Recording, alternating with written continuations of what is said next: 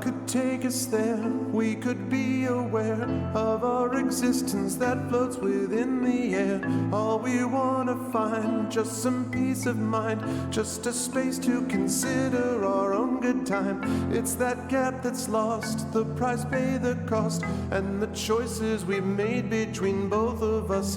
In the space between, you and I had seen what was true and real and what it all would mean. Light that shone upon me till it was gone, all of when I was found and then lost beyond. In the flow of this, all we have with this, all the time that we shared within all of this. All right. Welcome, everybody. Welcome, everyone, to a Wednesday night stream. Welcome to the Arvanauts. Welcome to the new folks who may not have been here before. Welcome to those of you who have come here either from Pat Rothfuss's channel or with interest in Worldbuilders. And welcome, everybody, to a very special event. I am your host for this event, or I should say my channel is the host for this event. I am Arvanella. This is a channel which focuses quite a bit on story and narrative in games and focuses quite a bit on community. And I'm glad to say that we've got story and narrative and community and charity and all that good stuff happening here tonight with a really amazing event that I am honored to be able to host. Normally, at this point, I would talk a lot about things like supporting the channel and about doing the Patreon and doing all that kind of stuff, but I'm not going to do any of that today other than to suggest that you do follow the channel here on Twitch because we do a lot of this stuff. Oh, thank you, Rise and Ties. I appreciate it. Good to see you, man. But the following the channel will let you get many more events of this type, not just Infernal Salons, but we host charity events for the Bag of Giving organization founded by Brandon Crilly and Mike Underwood. I have my own charity convention called ArvCon, which every year during the month of May raises a good deal of money for the Damon Runyon Cancer Research Foundation. And we do other such events, impromptu and not throughout the year, in addition to tons and tons of tabletop play, writing stuff, and even some story-driven video games as well. So it is a great pleasure to be able to have an event like this, and it is good to welcome all of you here. And I am going to jump over to the wonderful crew in just a moment, but I do want to ask everyone who is here to please spread the word about this. You will see there is a donation total right below the chat. I'll talk more about that in a moment. But there's a way that you too can contribute to that total and can make a really positive difference in what has been an extraordinarily difficult year for the world, really. And so nothing more appropriate than having the world be helped by what we do here today. And so with all of that said, I am going to unmute myself and apologize unreservedly for interrupting whatever conversation I did. I warned everyone that I was going to do that, and I apologize. Then I'm going to unmute them. And last but certainly not least, if everything has been done properly, I'm going to transition to reveal. Aha, I see before me this incredible crew of amazing authors. And I am going to hand things over to Carlos. I do want to say, though, just before I do that, I do want to remind everybody that the way to find out more about this event and to be able to donate to it, if you type in !Worldbuilders, truly creative on my part, you will find on the channel there will be information that will pop up about this charity.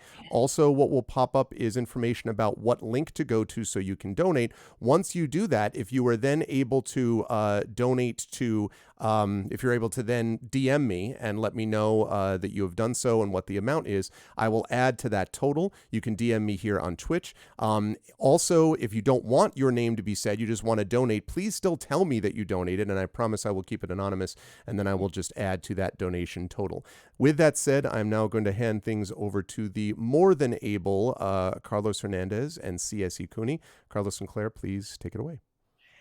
Thank you, everybody, for coming tonight to our Infernal Salon. I am so excited to have this amazing motley crew of authors with which we can, one, have a lot of fun, two, just raise a lot of money for Worldbuilders. So for those of you who don't know, we're going to talk about Worldbuilders a pretty good amount, but the short, like, elevator pitch is that it's creative writers who are raising money for great worldwide organizations like Heifer International and a bunch of other places. And it's the right time of year for this sort of thing, right? Where we can give back and try to make the world a little bit of a better place. And so the way that Worldbuilders does it is by doing auctions of cool writerly stuff and cool geeky sorts of tchotchkes and things like that. Or bibelots, a word that Claire and I became reacquainted with last night. I've forgotten the word bibelo, but I remembered it now. So we're gonna be showing you the World Builders page and different places you can donate. You could bid on getting a critique from me, and so one of the prizes that you can get is I've offered up out to read up to 20,000 words for someone, so you'll be able to do that as well. So that's very basically World Builders. We're going to get more information about that, and the way that we're going to do that is we're going to play basically a salon style game. So what that basically means is, I think the Surrealists made these games kind of famous, but they precede the Surrealists for a long time, where you take some kind of inspiration and then you go off and write, and then you come back and then you read them. Except that, look at this crew that I have for you tonight to write stories for you. Like, so many award winners and just scions of science fiction and fantasy. So happy to have everybody here. Joining me tonight is C.S.E. Cooney. Hello. If you read her books, that's how you know her. She's my Claire. Hi, Claire. How you doing? Hi, Carlos from the other room. Yes, you're looking radiant. Oh, you're in the other room, but it feels 1,000 miles away, my darling. Well, that's very loving of you, Carlos. Thank you very much. So, without further ado, everybody. Oh, and I think we have now been rated by Pat Rothfuss's channel as well. Welcome, Pat Rothfuss's channel. Yeah, welcome, Raiders. We had 233 people come over from there, so we've got about 260 people in chat right now. So this is great. Yeah. Welcome, wonderful. Raiders. A sentence I never thought I'd say, actually. Right. So, there you go. It's a better raid, a kind of positive raid. Loving raid. Welcome, everybody. So what we're going to do is just introduce this amazing group of writers that we have before us today. And we're going to start with Aaron Amandella, who is Pat Rothfuss's community manager and a bunch of other stuff. Claire, would you kindly read Aaron's biography? I would certainly love to do that. Aaron Amandella is Patrick Rothfuss's community manager and project vanguard by day. By night, he is an active content creator that designs board games like Earworm and this is really exciting to me, the upcoming high school theater RPG titled Curtain Call. For a free starter kit of Curtain Call, I have to make a mental note to do this, head to curtaincall.games. Find Aaron on Twitter at @TurboHoodie. Awesome. Thank you so much for being here, Aaron, first of all. And even more importantly, thank you so much for all of the work that you've done with World Builders so far. Tell us, how much money have you all raised for World Builders so far?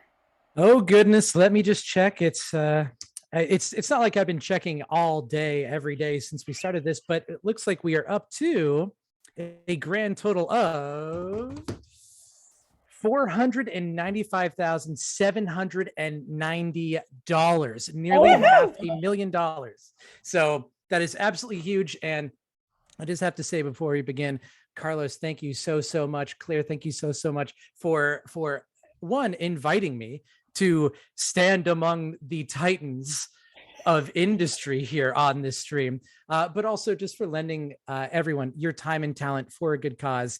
Before I started working alongside World Builders, I was actually a fan.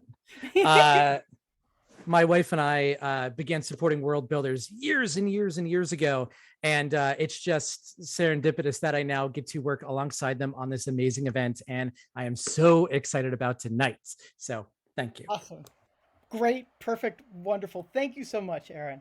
So we're going to go in alphabetical order through, like I said, this amazing list of authors that we have here. Next on our list is Will Alexander. Hi, Will. Hi, Will. Unmute. Hello. Will, we're going to give you your biography. Claire. So I've minimized my Zoom screen. Can you see Will's books right here? Two of them?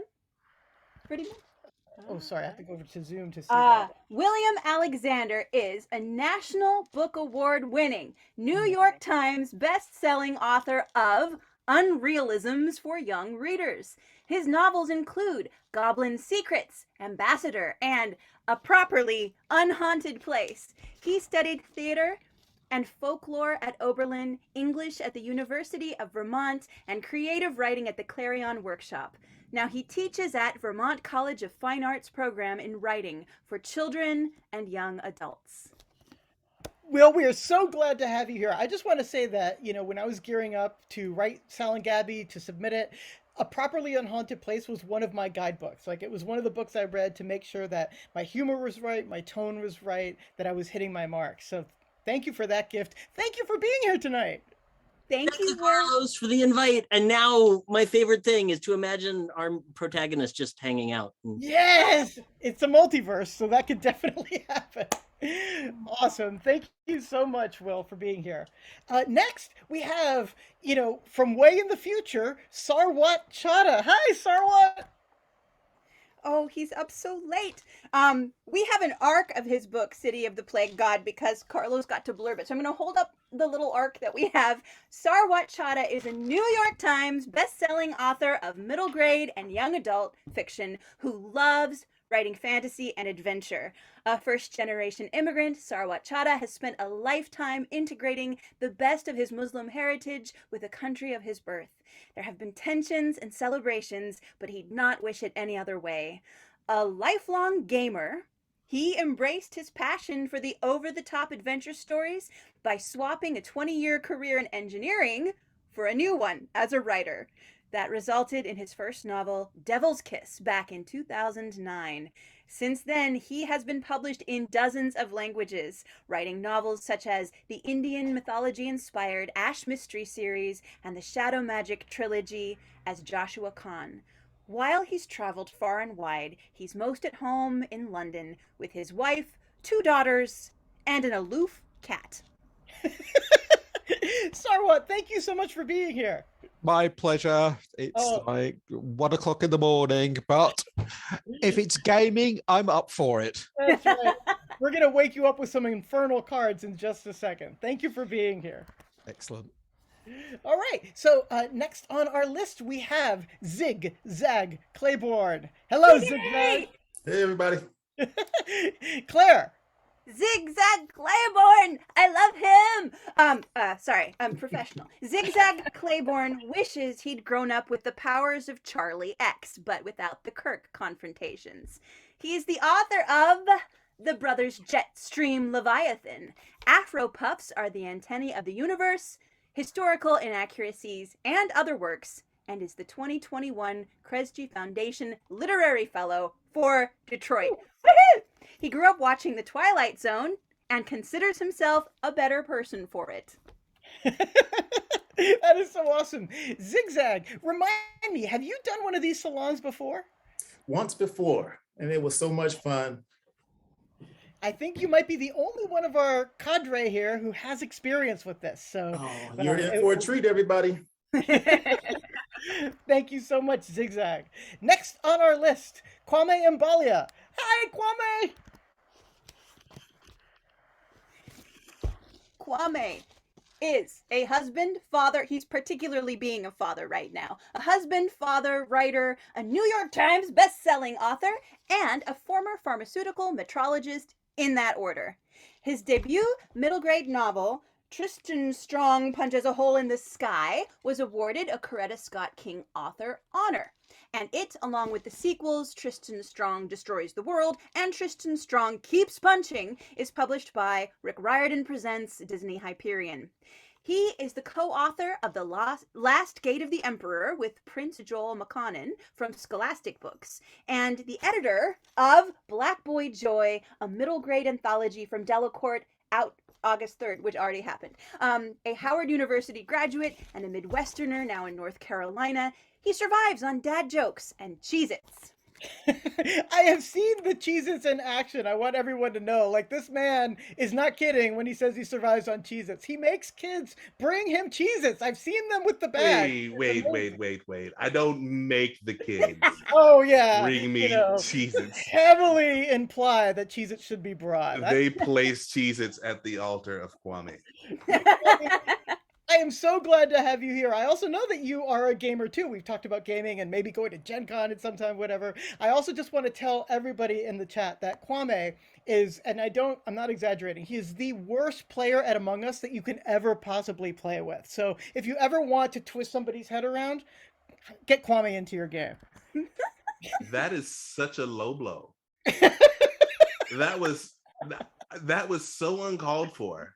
I know. And Carlos is here doing us a favor, Carlos. Kwame, I'm sure you're really good at playing that game and all other games. Absolutely. We'll bring you Cheez-Its. I know who I'm going to kill in this story I'm about to Oh no, I'm going to be Tuckerized murdered. Thank you, Kwame, for being here. Next on our list is C.S.E. Rennie Murphy. Hi, C.S.E. Hi, C.S.E. We love C.S.E. very, very, very much. We met her at BossCon, and C.S.E. Rennie Murphy is the national best-selling and award-winning author of 10 novels, children's books, and short stories, including her latest release, Between Two Seas, which comes highly recommended to me. I read this one. This one's on the stack by my bed. I'm very excited about it. She also runs Virtuous Con, which is really cool. Yeah. So, hi, C.S.E. Hey. When is your next Virtuous Con? Oh my gosh, February 12th and 13th. And we're so excited about it. Yeah. Yeah. So Virtuous Con, it's a totally online, author-centric, BIPOC-friendly conference that C.S.E. created out of nothing. She just made it. She willed it into existence. And so, if you're a con goer, highly recommend that you check out Virtuous Con. Well, C.S.E. Thank you so much. Excited to be here. Yay! All right. So next up we have Cat Rambo. Cat Rambo. I just bought this book at our local bookstore, Q and Willow. Cat Rambo lives, writes, and teaches somewhere in the Pacific Northwest. Their 250 plus fiction publications include stories in Asimov's, Clark's World magazine, and the Magazine of Fantasy and Science Fiction. In 2020, they won the Nebula Award for fantasy novelette Carpe Glitter. They are a former two-term president of the Science Fiction and Fantasy Writers of America, SFWA. Their most recent works are Space Opera, You Sexy Thing, Tor, as well as an anthology, The Reinvented Heart, co-edited with Jennifer Brazek. That is such a heck of a resume. Madame former president, hello, how are you doing? Hello, Carlos. It's lovely to be here and to be playing with you when you're not running a cat man doing interpretive dance. You're revealing all of my secrets.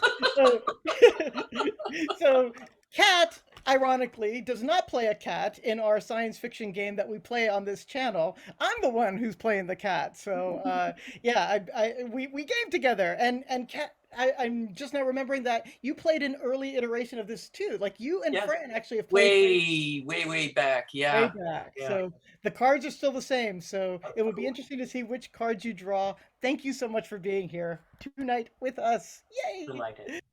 Next. I just wanted to show you, these are all my Martha Wells books, and I've had them for a really long time, and I love them. But now I'm going to read Martha Wells's bio.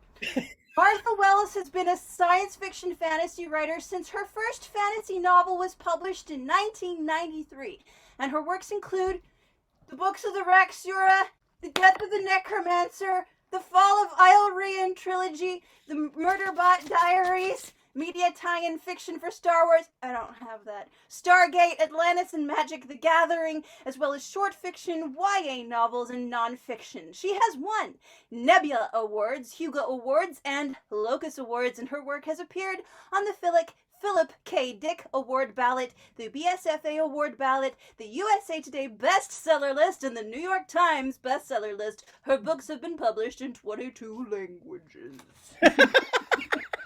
Martha Wells, it is so great to have you here. We've never met in person, so I'm especially honored to be able to say hello and thank you so much for being here tonight. Well, thank you for inviting me. This looks really exciting and fun. Yeah, I think this is going to be a ton of fun, and I cannot wait to see how you're going to take this, because you have such a long history, and so like you have the Raxura books and you have the Murder Butt books, and they're so very different from each other that we'll see, what you can come up with here. Brains. All right. And so the final person that we're introducing is Fran Wild. Fran Wild. Fran Wild. This is her poetry collection, and I read it this year and got to interview her about it. It's so pretty. It's called Clock Star Rose Spine, and this is Riverland, and it won awards. But I'm going to read her real bio now as I hold this. Fran Wild writes science fiction and fantasy. Her debut novel, Updraft, won the Andre Norton Award and the Compton Crook Award, and was a Nebula nominee. Her first novel, the high-flying fantasy Updraft, which is way cool, was published by Tor in 2015, and I must have just doubled. I was pulling bios from a bunch of places. Sorry. Cloudbound and Horizon complete the Bone Universe trilogy. Her debut middle grade novel, Riverland, won the 2019 Nebula and was named NPR Best Book of 2019. Her nonfiction appears in The Washington Post, The New York Times, NPR, and Tor.com. Her poetry, Clock Rose Star Spine is where you get a good collection, has appeared in Fireside Fiction, The Marlborough Review, Articulate, and Poetry Baltimore. Her critical work has appeared in Educause Quarterly. Fran Wild, welcome. Among other accolades that you have, I also get to say that you're my boss. This is true. Because you didn't mention Western. So Fran runs the online. It's the online MFA program at Western Colorado University. It's the genre fiction concentration for Western Colorado University, and we are a low residency program. Yeah, it's the low residency program there, and she got me to be able to mentor a few people there, and brought me in for a summer or two so that I could participate. So I'm very honored to have you here, and like I said, you're one of the few people who's seen some of these cards before. Very excited to see what beautiful things you're going to generate. And I love watching this game evolve. It is so much fun to watch you both sort of grow it into existence over the number of years, but I'm also really psyched to be here with Worldbuilders. This is my first time ever supporting Worldbuilders, and I hope that it makes a lot of money for Worldbuilders causes so they have me back. So come on, you guys. Excellent. Yeah, that's actually toss a coin to your Wilder. That was really bad, but I love it. Oh my gosh, that's so funny. But actually, just somebody in the chat pointed out that we're very close to matching money. So basically what happens is once Worldbuilders breaks 500,000, they start getting into matching money. So every dollar that's donated, a dollar gets matched with it as well. So man, would that be amazing if we could help make that happen tonight. To make that happen, though, what we have to do is entertain you so much that you want to open your wallet. So let's talk a little bit about how that's going to happen. Greg, when you're ready, if you'll flash over to the Roll20 site, we can show them a sample card and explain what an Infernal Salon is all about. All right. Actually, I'm going to flash over to a partial window capture so that I don't block all the wonderful people here as I do that. So bear with me just one second. Sure. Not Absolutely. that way. While we're doing that, I'll make sure that the Worldbuilders link is working, just in case people are like, oh my gosh, those biographies were so amazing already. We should be doing all lean to one side to help you. Like, it would be like very much a kind gesture, though not very useful, but still would be very kind and appreciated that you made an effort.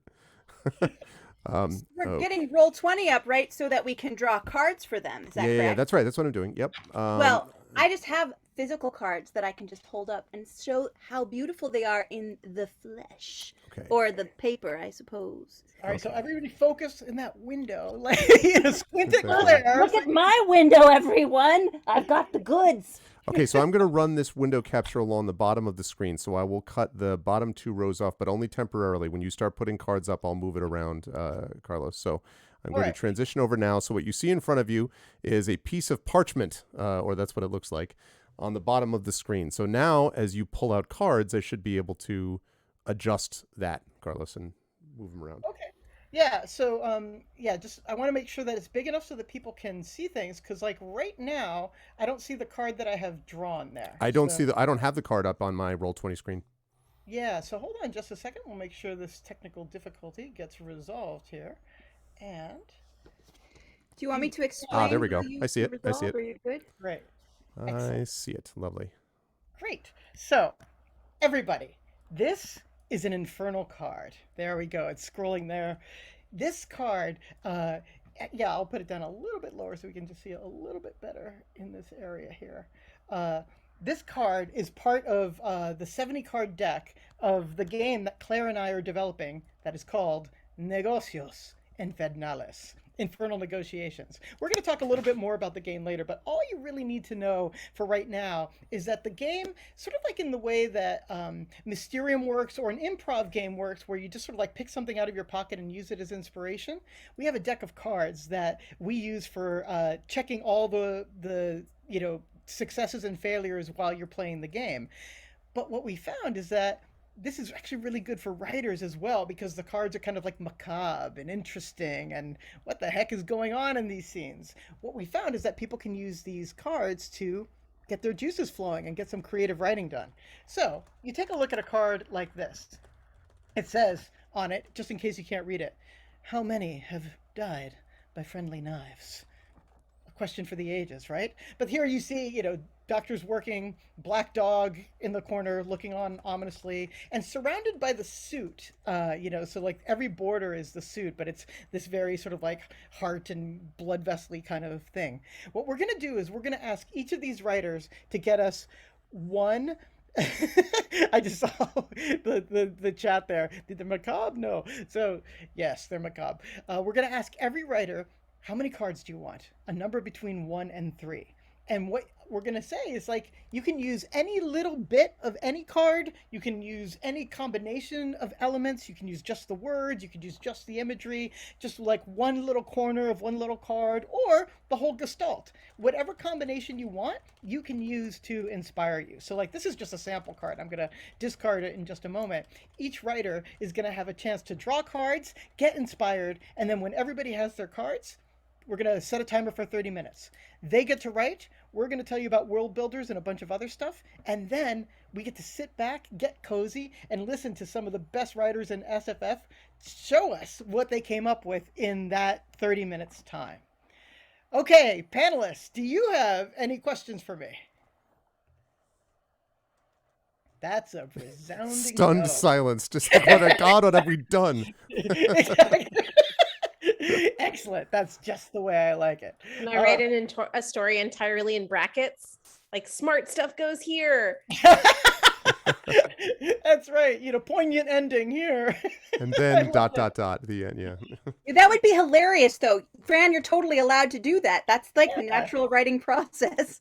Anyone who's read your poetry know you play with forms, so that would be an interesting challenge, actually. But perhaps for some other night, you can do whatever you want tonight. Our first person to ask for cards is Aaron. Aaron, how many cards would you like? Hit me with 3 cards. 3 cards it is? Here comes 3 cards sounds good. All right. So I can't quite see on the screen how big I need to make them, so I'll just sort of like show them to you like this, and hopefully, Greg, you'll be able to line them up. Your first card reads, single tooth cannot chew. Okay. Your second card, with this blowing, billowy border, reads, how perfect the poem before it is written. Every writer knows that feeling. This is your third card. And yet, however stumblingly, progress. Or it could be, and yet, however stumblingly, progress. I don't know where you want to put that accent, so, that's up to you. Here are your 3 cards. Claire is going to take a screenshot of these cards and send them to you as well, but we want to give you a moment to sit with them, dwell with them, contemplate them, let them seep deep into your mind and memory, see what they evoke. As I get really ASMR on you with this voice for some bizarre reason. All right, Aaron, can we send this to you in an email now? Please do. I'm ready. All right. Excellent. It's sent. Claire is always super fast with this. Okay, so I am throwing these in the discard pile. Claire, actually, it would help me if you could tell me who is next on the list. William Alexander. Will, ready for some cards? Born ready. Give me 3. 3 cards. Here you are, sir. Number 1. This is the Espacio suit with that spacey border there. Will, death used to be better at killing you. The second card we have for you here. Oh, this is a Lagrimas card. The suit is the tears of life. Oh, I like this one. It's strange. To know another, forget the taste of fruit. Now, eat fruit. And then one other card here. There cannot be a soul. There must be a soul. You got really enigmatic, abstruse ones. I like them. Again, give you and the chat here a little time to sit with them. Claire is grabbing these as we speak. It's sending right now. Perfect. Will, do you have what you need? I think you might have been muted, so I'm going to assume you do. Yes, thumbs up. I have what I need. Thank you. Excellent. Claire, who's next? Sarwat Chada. Sarwat. How many cards can I get you, sir?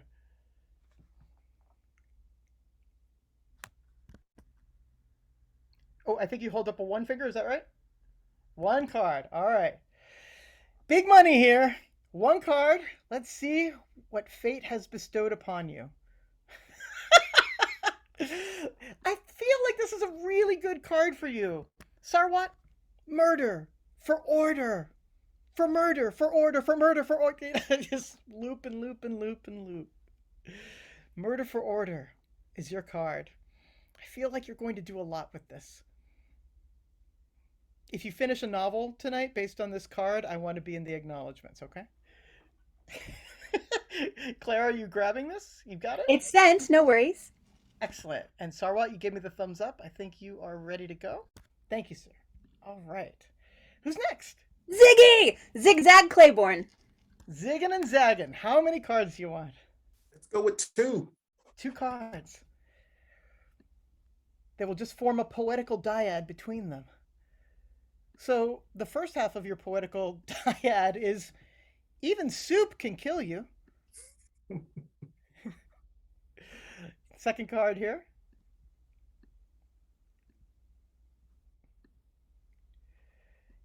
Every discovery expands infinity. I like the bathyspheres in this one. Yeah, let me move these over a little bit.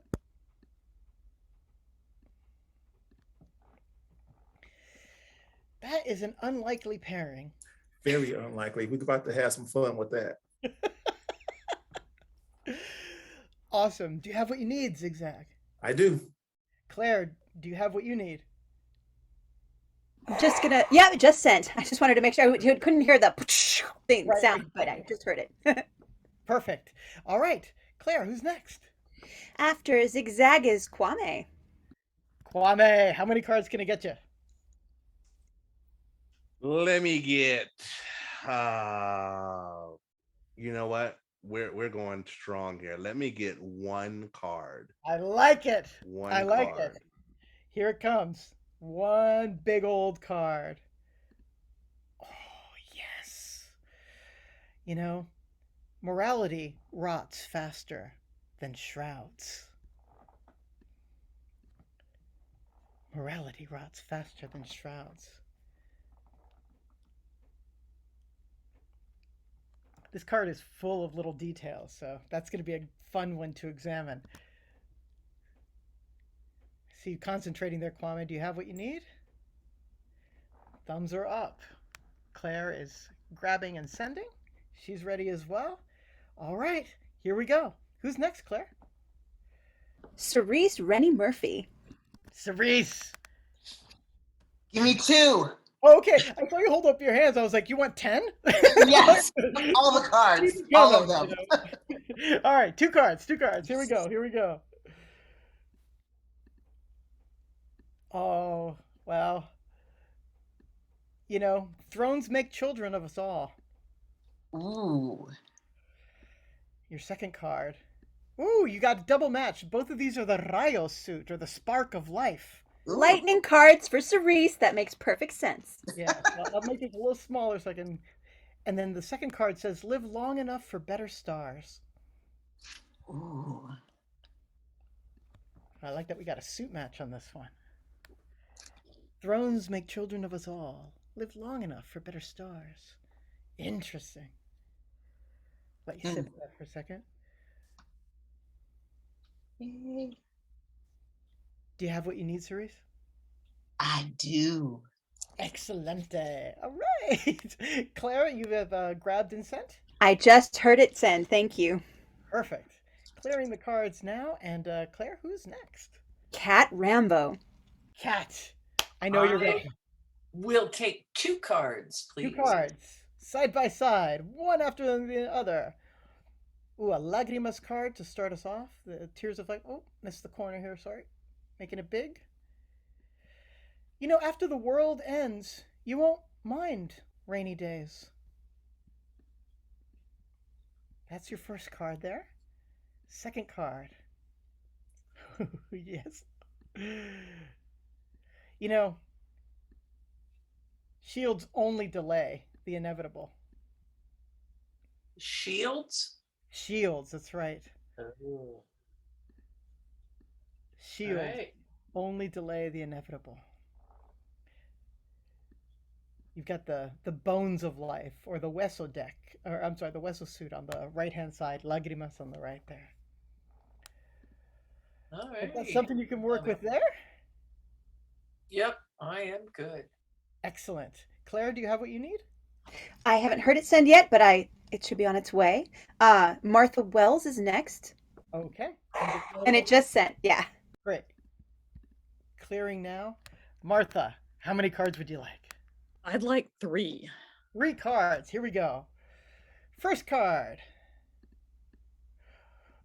Gosh, this one's pretty ghoulish. Cook, thief, wife, and his lover. Like, is your purpose to be someone else's meal? Honorable work. God. Second card. To cease loving, simply plug your nose. Who knew it was that easy? Last card. Oh, I think you might have drawn this in our practice round. Yes, it was always meant to be Martha's card. This is it. This is the soul card, Martha. This is yours.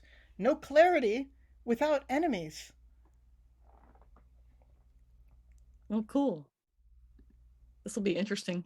Yeah. Interesting, spooky variety here. Claire, were you able to grab the screen? I've screenshot it. It should be on its way. I just haven't heard the whisper yet, but we'll see. Great. It should be coming. Excellent. And Martha, do you have what you need? Yeah, I think I do. Okay. All right. And it will be coming to your email momentarily. There it is. And last but not least, Fran Wild. Excellent. Clearing off here. Fran. Yeah. How many cards would you like? I would like all the purple cards, please. Because I really love them and they're beautiful. Do I have to pick a number? I can't pick a color? Oh, fine. I would like 2 purple cards, please. I wonder, maybe I can just draw until I'll just draw till I get purple. No. I would like 2 cards selected at random. And if they happen to be purple, that would be lovely. Okay. He's also going to draw at random till he gets you purple cards. Because yeah, I was just thinking, like, if I keep drawing randomly, it's still random. There, you got a purple one. Oh, yay! How did that possibly happen? So your first card is Tools Rewrite Reality. Reality is Nice. purple. And 2 purple cards, she says. Well, we got your back, Fran Wild. Here's your second card.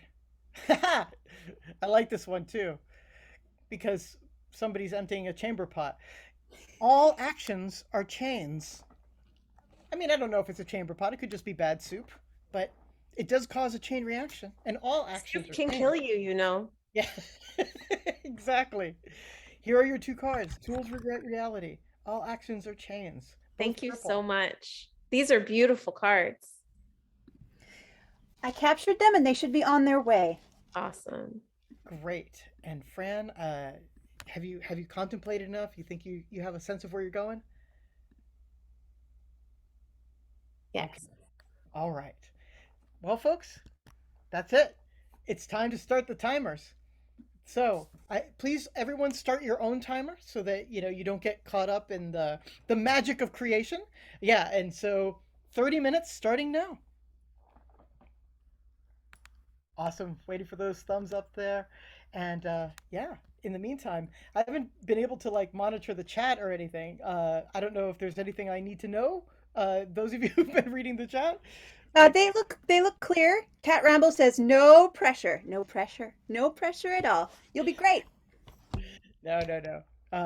No pressure. This is all for fun. So the first thing we thought we'd do is just sort of give you just a tiny bit more information about the game, like where it was coming from and stuff. But before we do that, let me just put in the link again.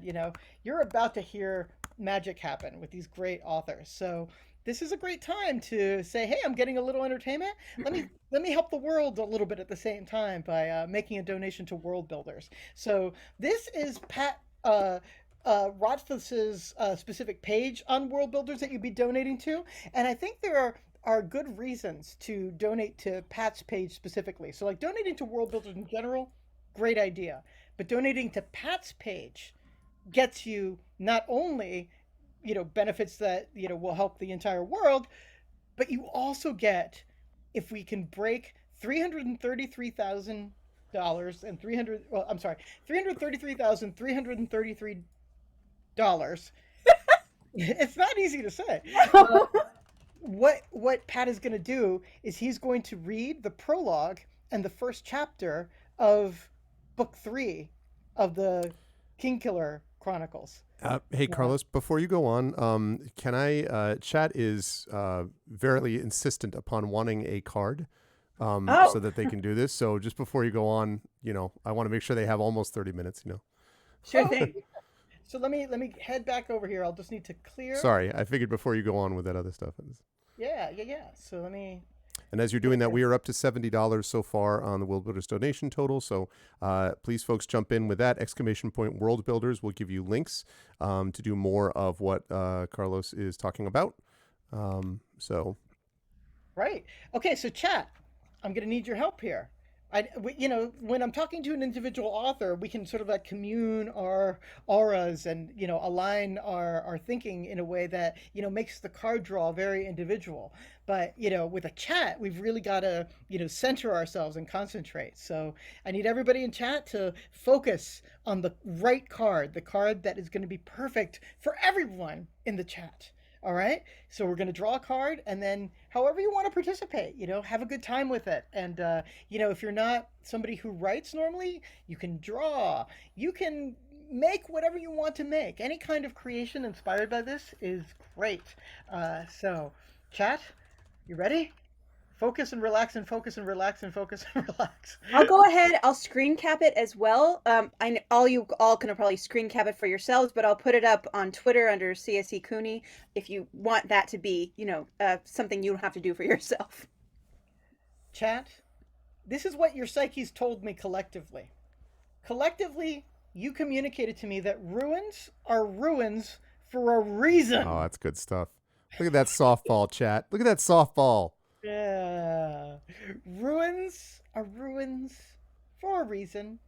Tell us the reason in whatever form you would like to tell us the reason, chat. On stream, chat. Ruins are ruins for a reason.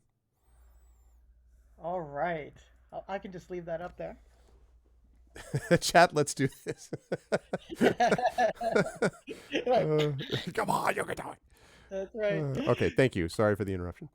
No worries at all. We were just going to tell you a little bit about this game. And so the way that the game came about is I've been playing role-playing games since the basic set of D&D. So like, I had the basic box, I had the the expert set, certainly had first edition, like been playing for a long time, hugely influential in my creative life. Enter Claire into my life, who is not only an award-winning fantasy writer, but she is somebody who's trained as an actor. Couldn't think of a person who would more naturally be perfect for role-playing games, except she didn't like them. Oh Very gosh, I mean, what do I like to do? I like to sit around and write for 8 hours on end and build fantasy worlds. And what else do I like to do? I like to act on stage in front of people with a script, well rehearsed, super polished. I love improv, love all of that. Games are like work. Like, what do I do in my playtime? I like to take walks and read. Like, do I sit at a table for 6 hours playing in somebody else's world? It just seemed, it just seemed, I don't know, difficult. But I love him and I want to be a part of his life and his brain. So the challenge was to make a game that you would actually like, right? Yes, it was a good challenge. He knows I like writing prompts and I like art. And in the early days, before this game was what it was, he collected a bunch of art from art history. He likes to tell me, I was almost an art history major, you know. And he collected maybe, I don't know, like as many as a regular deck, like 52 images? Yeah, 54. 54 images from like around the world in art history, and he would like make up a weird phrase and stick it on the image, and then he'd pass out cards. He's like, make a character out of these 3 cards. And he tested it with a couple people, and it was always just so startlingly inspiring. And that was the beginning, wasn't it?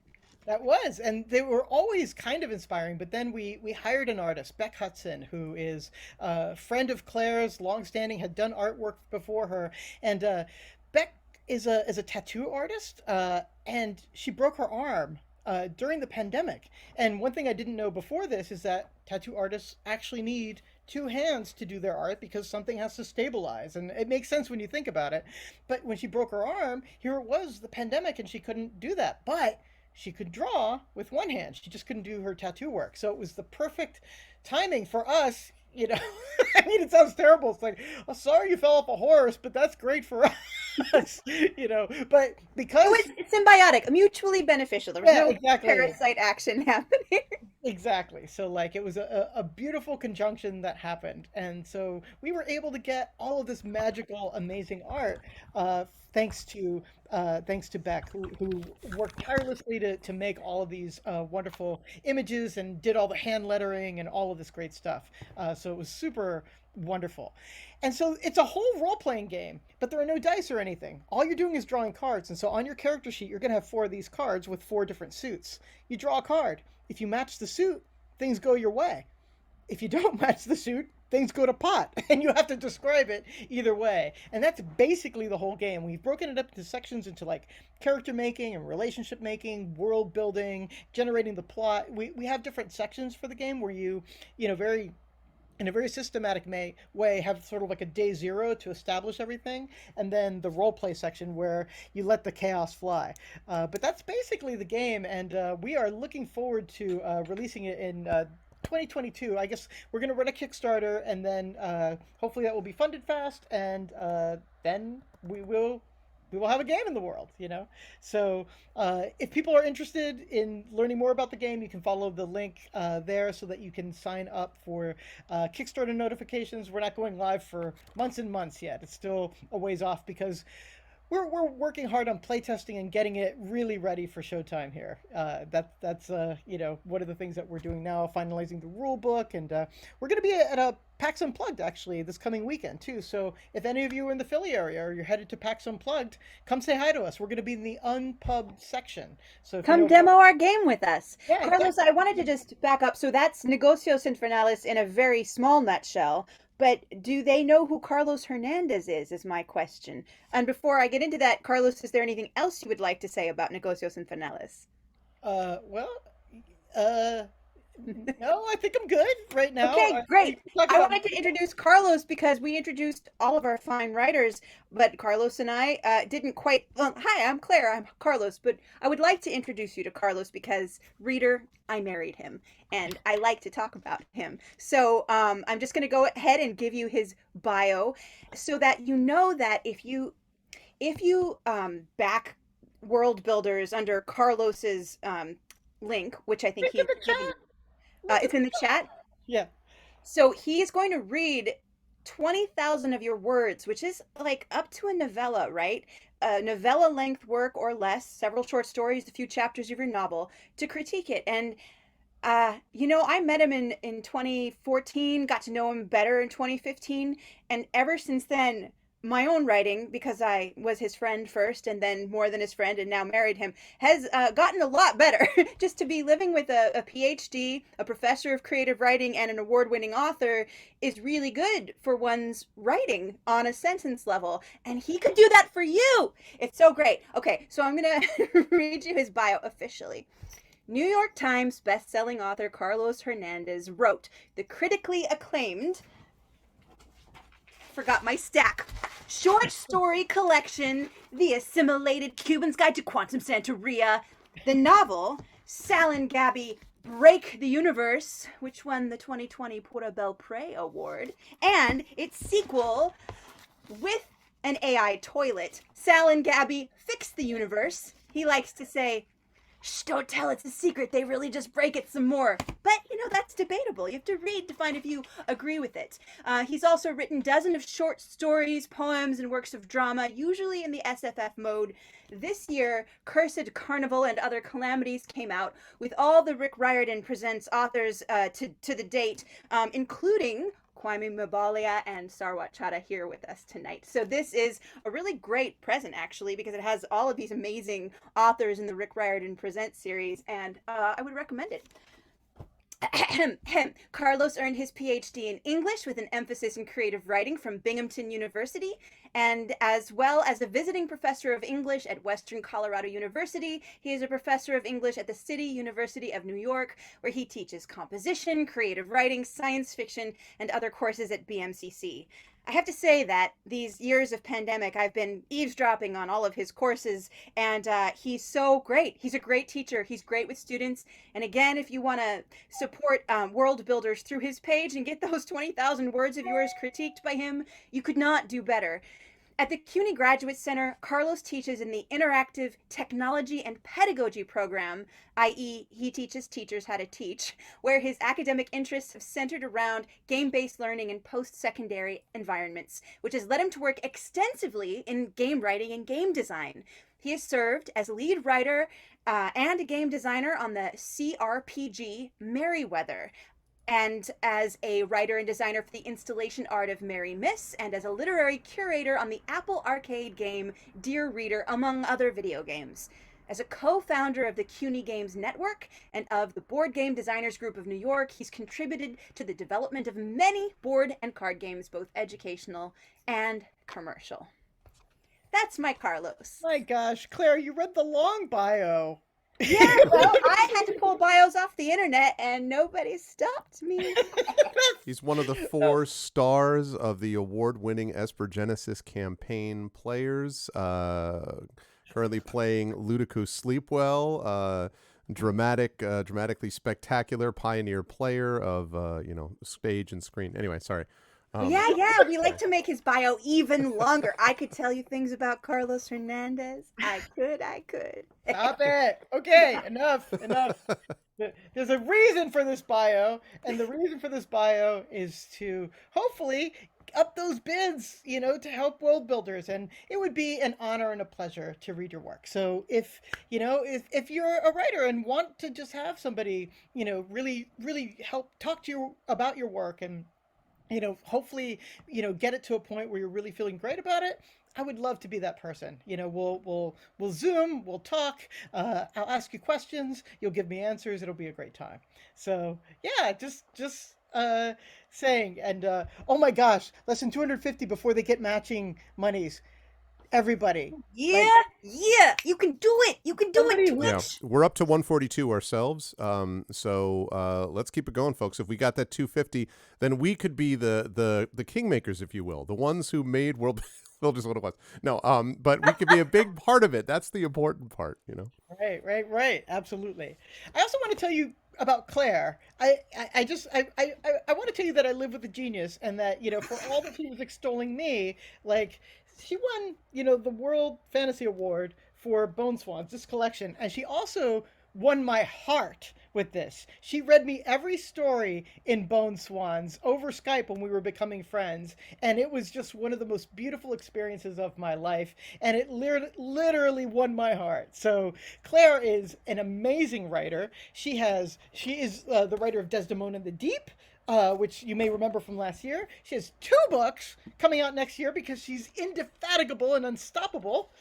One of them is Dark Breakers. Hopefully you can see this against my background. You can't, darling. It's just a big old swath of Miami. Hold on a second. Let me. It's green screen breakers is what it is right now. Yeah, I know. Like, I was hoping if I put it next to my face, just so. But yeah, let me turn off my background. You all get to see my Seinfeld-esque apartment background here. With the bike hanging and stuff like that. Super cute. We've got bicycles we like to ride sometimes. Got Banksy in the corner here and stuff. Okay, but now you can see this gorgeous cover for Dark Breakers here. This cover, Claire, remind me, what is the texture that Brett used for the back of this cover? So Brett, who is our book designer, found an incredibly old early edition copy of Brave New World, I think, that had a cloth cover, and took a close shot of the cloth cover and created the background for it. So if you look really closely at the Dark Breakers cover, it looks like cloth. You almost want to touch it, and the the letters look like they're embedded, and when they're not, it's a very cool optical illusion. We wanted something very sort of Art Deco meets Gilded Age look. And with a spooky goblin arm, reaching through this torrent here. So it's amazing.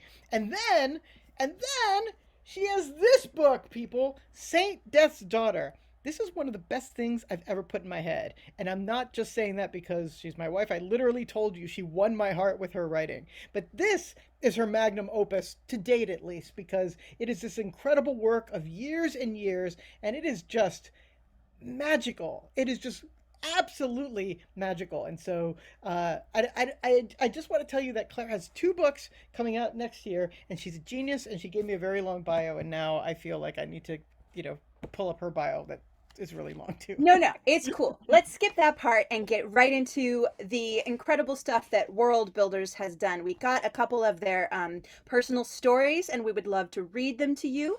And then if we have time, Carlos and I both pulled some work that we wrote based on the Negocios Infernalis cards, and we'd be happy to read that to you too while our genius writers are writing their stories. But first, let's talk more about Worldbuilders. Yeah, absolutely. So what we did is we went to the Worldbuilders website. So just worldbuilders.org will get you there. But they have stories that communicate how exactly they're using their money. And so they have several different charities that they donate to. One of my favorites that they donate to is the Heifer Project. I've donated on my own to Heifer International. I really love their projects. But they tell us, how they use their money. And I just love it because it's so practical and so very, very particularly useful. So here is one of their stories. The headline reads, "Neighboring heifer communities come together to help families in need." So please forgive pronunciation. I haven't, I'm not sure if I'm pronouncing every name correctly, but I will do my best. When a wind woke Noel upon in December 4th, 2012, he wasn't worried. Typhoons always hit farther north than his village of Sion. He even joked with his family, saying, "How's the wind?"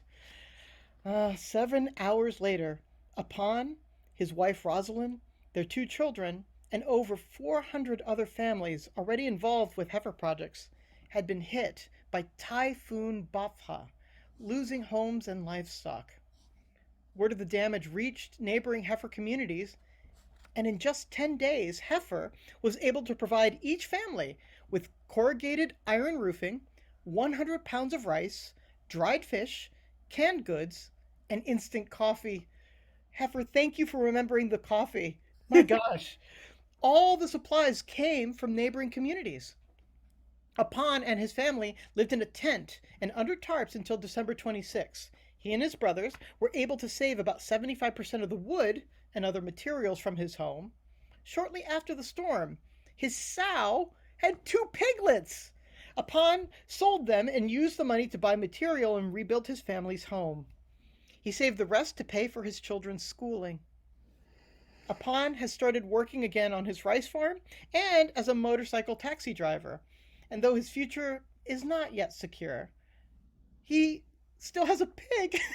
Like they emphasize in the story. I love it. So he said, this is a quote from him. The pig is a big help for us. It's part of our livelihood. I treasure the pig because it's a gift from another family. He says he is grateful to have the pig as a resource, and he looks forward to passing on future piglets and training to other families so they can become resilient too.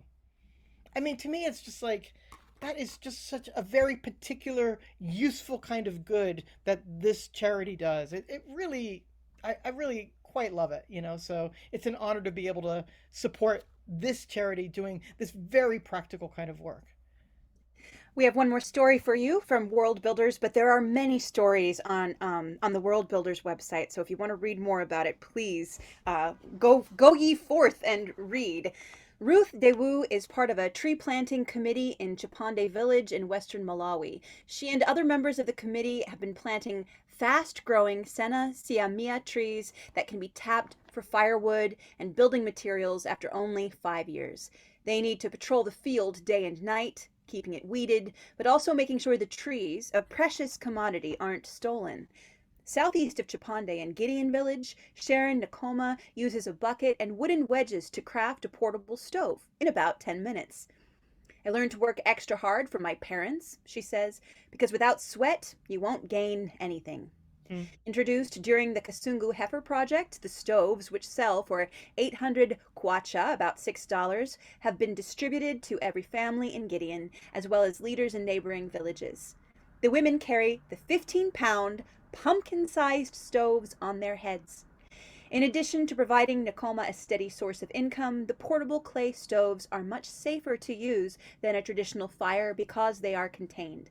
They also use only a third as much fuel, saving the women and children charged with collecting firewood time that can be spent harvesting crops or doing schoolwork. Education is key to a brighter future for the children in Gideon Village, and Werengani Banda knows his 8 children will have a better life than he had. Since he was 16, he would join other men for bi-weekly 12-mile hikes to Kasungu to hunt after dark so their families wouldn't have to subsist solely on vegetables. Now, 62, Banda says he was glad to give up poaching to raise goats. It's a lot of work to hunt, he says. Goats stay in one place. He now spends his extra time growing maize and sunflowers, his bow and spear happily retired and dulling. Really interesting and really, really profound, and in the same sort of ways. It's very practical, and it's very useful because it's practical, and it works with people in their culture to give them the things that they can use. So yeah, really great. Clara, do you think we should read a little bit from works? Yeah, we have 8 minutes, and I think that's pretty much perfect. So Carlos, why don't you go first, darling? Okay. Quick note just before I'm so sorry to interrupt again. I just wanted to make 2 more donation announcements. So we have Kajul the Fox with 30 and Jedi. Oh God. And then of course I closed it because that was smart. Shoot, it's Jedi something and I can't remember what it is now. Jedi, please tell me what I'm missing. It's whoever the Jedi is, you know the drill.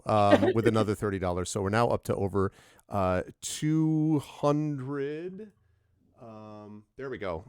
It was Jedi Adopted, and it is now 202 that we're up to. So on you go. Thank you so much. Excellent. I'm taking credit for all of this, by the way, because 202 wouldn't have put us there, but somewhere people are donating because we are doing this. So we're totally taking credit for this work.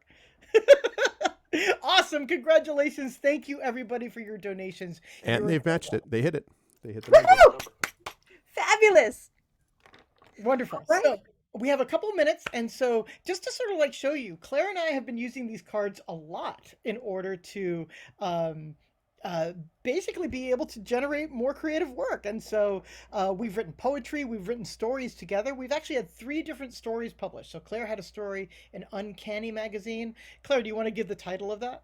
It's called From the Archives of the Museum of Eerie Skins, an Account. And it came directly from a card you didn't see tonight. It's one of the lightning cards, Rayo, and it's this wolf bursting from a person's chest.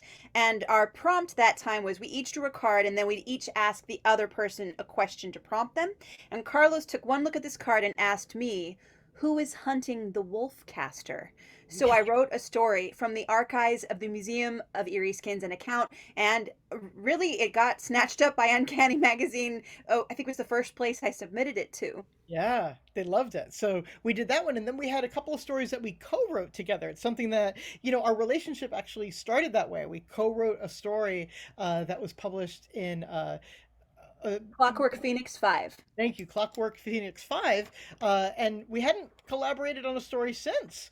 We collaborated on other things, including this game, but this was our return to collaborating together. So we have a story that was published in Mermaids Monthly that was called A Minnow or Perhaps a Colossal Squid. That was One of the prompts for that was a bone card, so a hueso card, and it said statues have the most lamentable afterlives.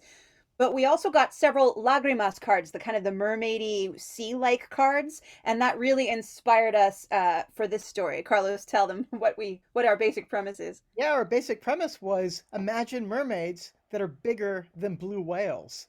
Massive, massive mermaids. So that's the story that we wrote there. And then in the anthology Bridge to Elsewhere, which just funded in Kickstarter from Outland Entertainment, it's basically a spaceship anthology. So every story had to take place on a spaceship, and we wrote a story called Snowed In that's about a generation ship, because what the premise is, when you're cryogenically frozen in this world, they call that getting snowed in. It was a challenge for me to write sci-fi. I mostly write fantasy, and Carlos writes a lot of sci-fi, so I had to up my game, which in general, when I'm collaborating with Carlos, I have to be like, okay, I can do it. I can do it. And marvelously at that.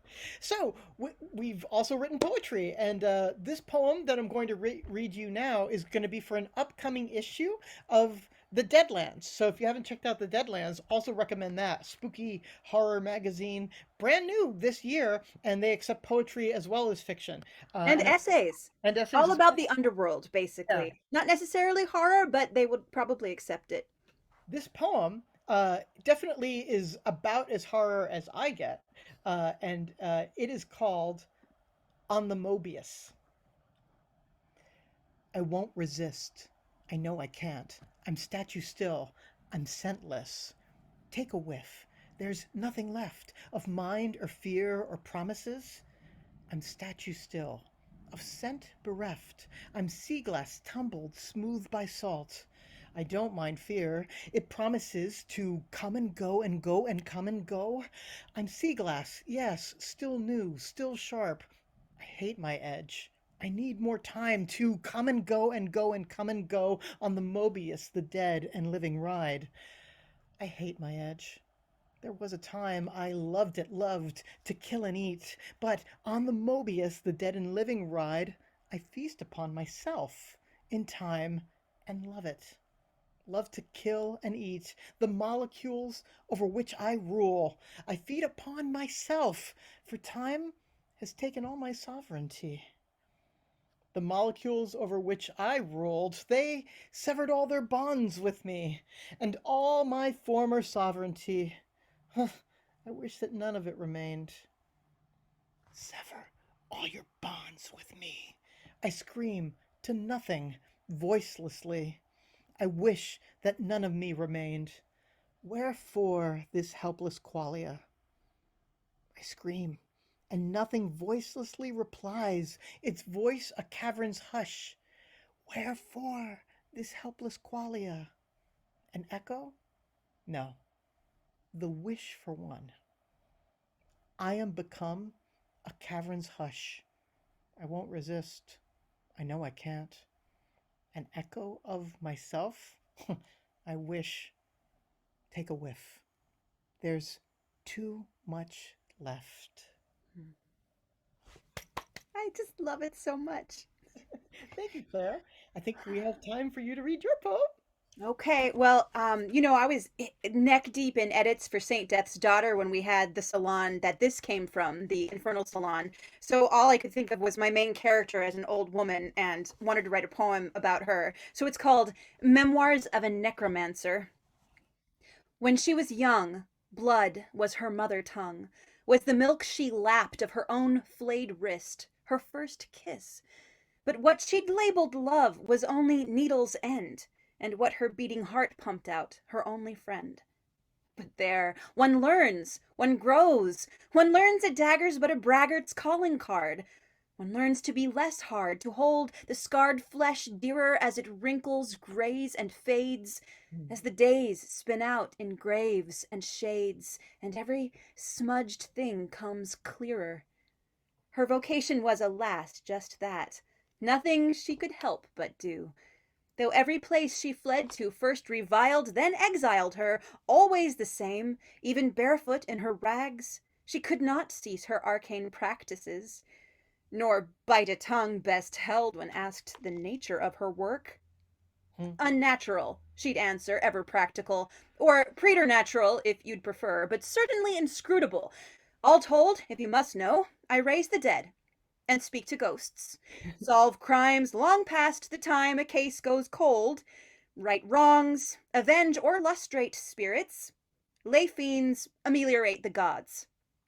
Near and far they feared her, a lonely life, but no less sought her, living and undead alike, wealthy, poor alike. Never did a boneyard lay so green and quiet that her footsteps did not rouse phantoms restless in their beds, who rose and begged her, do them one last signal favor. Now no one knows where she lies, or if one such as her can even die, or if she wanders yet, gray-hooded, wry, and ready to do her duty by the dead. Oh my gosh, literally hit 0 when you finished there. Yeah, it's amazing. Good stuff. It's good stuff. That is incredible. And I just love it so much because you've written this novel, Saint Death's Daughter, and then you just projected into the future what, sort of like a very, very long epilogue away from, anything that the readers would read. You just generated in this poem. It's great. Welcome back, writers. Are you all back? Yes, welcome, everybody. Give us a thumbs up if you are back and with us again. Hello, everybody. Fabulous. Oh, this is so exciting. This is my favorite part. Oh, definitely. Yeah. So how was the fastest 30 minutes of your life? I'm wondering, everybody. I want to apologize in advance for what just happened. Yes. Those are my favorite words. Oh, and Fran, you are, and we're going to go in the same order we went before. So you're going to be our last batter up. So that's going to be a great ending for us. All right, folks. So we're going to turn the show over to you. We'll call on you, of course.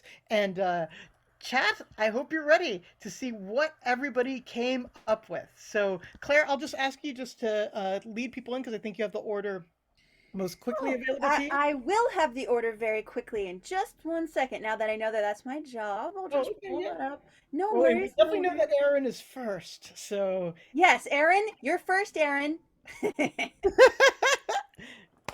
Terrifying, just simply terrifying.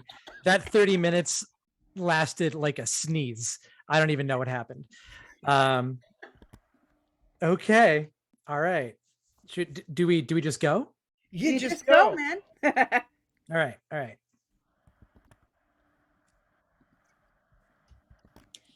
As of an hour ago, she had broken the record. Fired from 3 jobs in just under 3 months.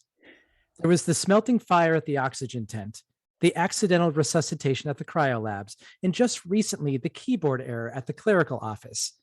EXO did not have a lucky streak when it came to keeping a steady paycheck. In her defense, she didn't realize she was a loud typer.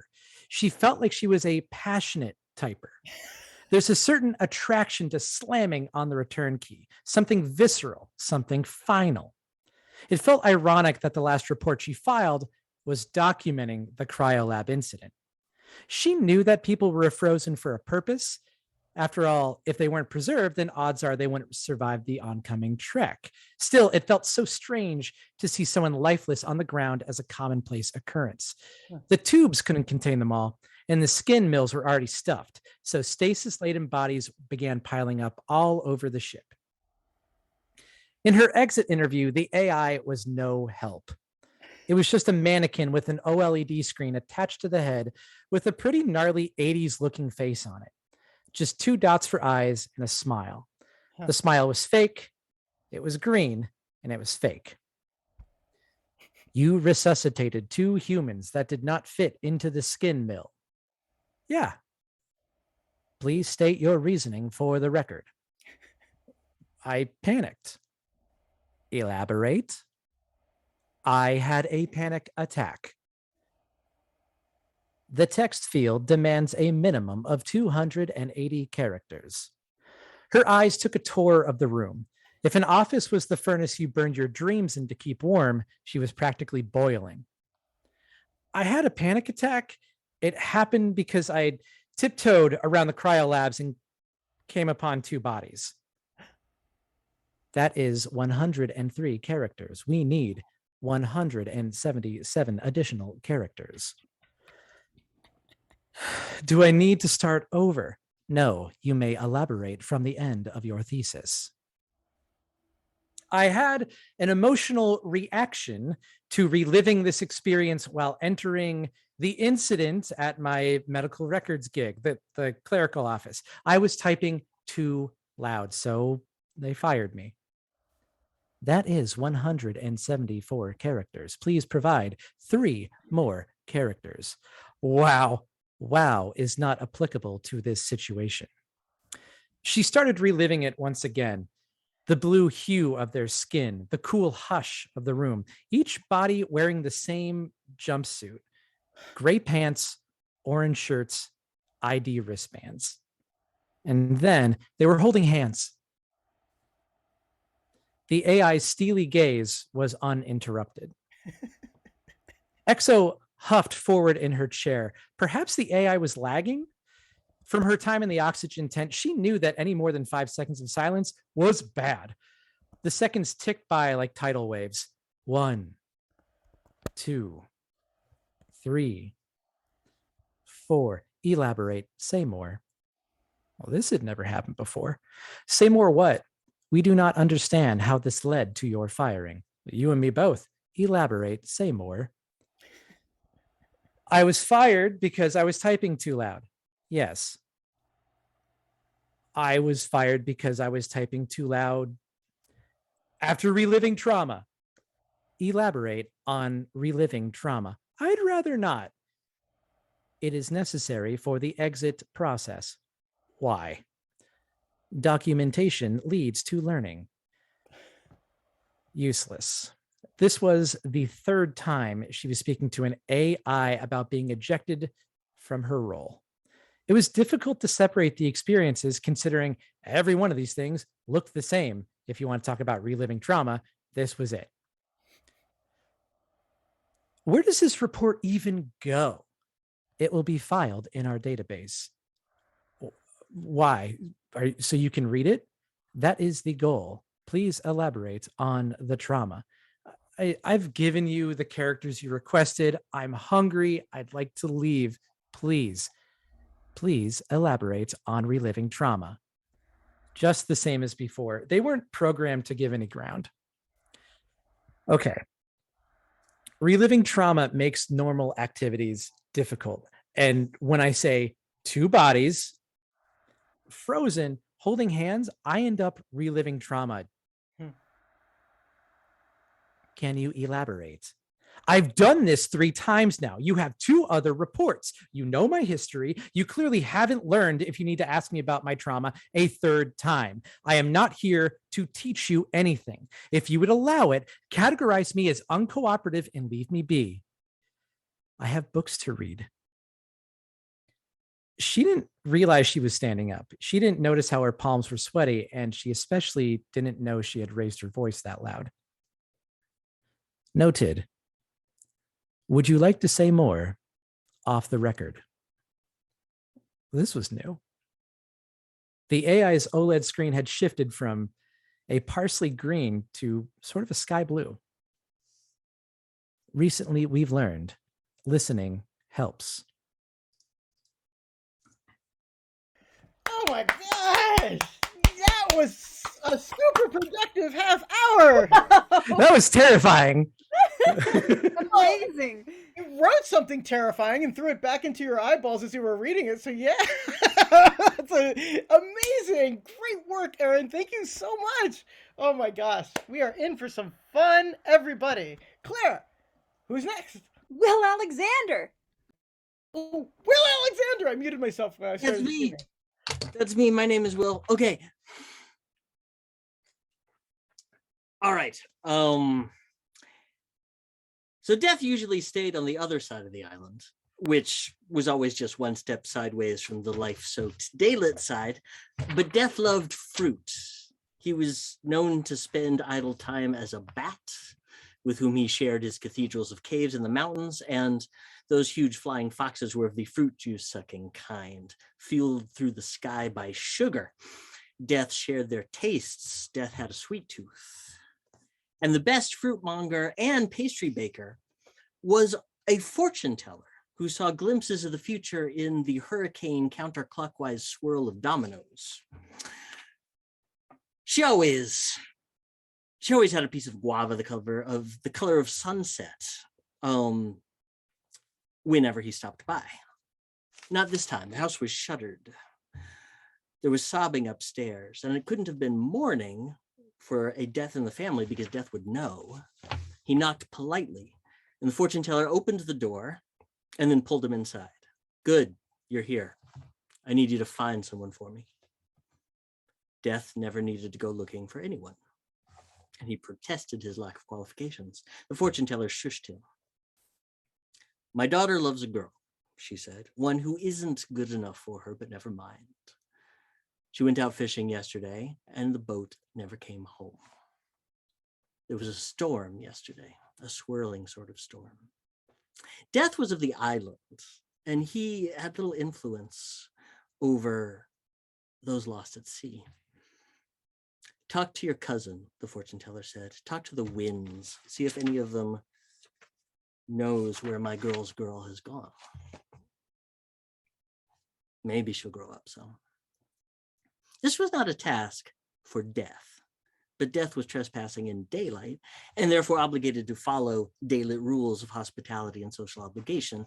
And besides, the fortune teller offered him fresh baked pastelitos with guava paste inside, puff pastry, and Death was smitten with that particular taste. His cousin, the Lady of the Storms, was in a mood, however. She was smiling. The god of all tempests and hurricanes, each one a galaxy of wind and water, dancing down rage and vengeance, was smiling. And Death found that very unsettling. I'm glad you're here, she said to her cousin when he found her walking along the beach. I have a favor to ask of you. Death only had so many favors that he was willing to part with in a single day, but he did want pastelitos. The Lady of Storms wanted him to teach her a particular dance step that moved in a clockwise circle and was therefore foreign to the Northern Hemisphere. Death knew the steps. He knew all the steps. He shared the dance with his cousin. And in return, she informed him that she had sunk no ships on the previous day and knew nothing about the fate of any fishing girls, whether or not such a girl was a good match for the fortune teller's daughter. You know who you need to talk to, she said. Death knew. He walked into the waves, leaving the island behind, both sides of it, the daylit and his own. He had no strength and knew no steps under the waves, but still he went. He walked along the sea floor, surrounded there by many of the drowned who had made new bodies for themselves out of debris and the corpses of fish. One had pulled shark skin over the rough approximation of a man-shaped skeleton. These were wicked men, piratical men, and they had learned sonar by listening to whales. They sang sea shanties to sea by, down in the dark, in the muck beneath the waves. Death did something illegible.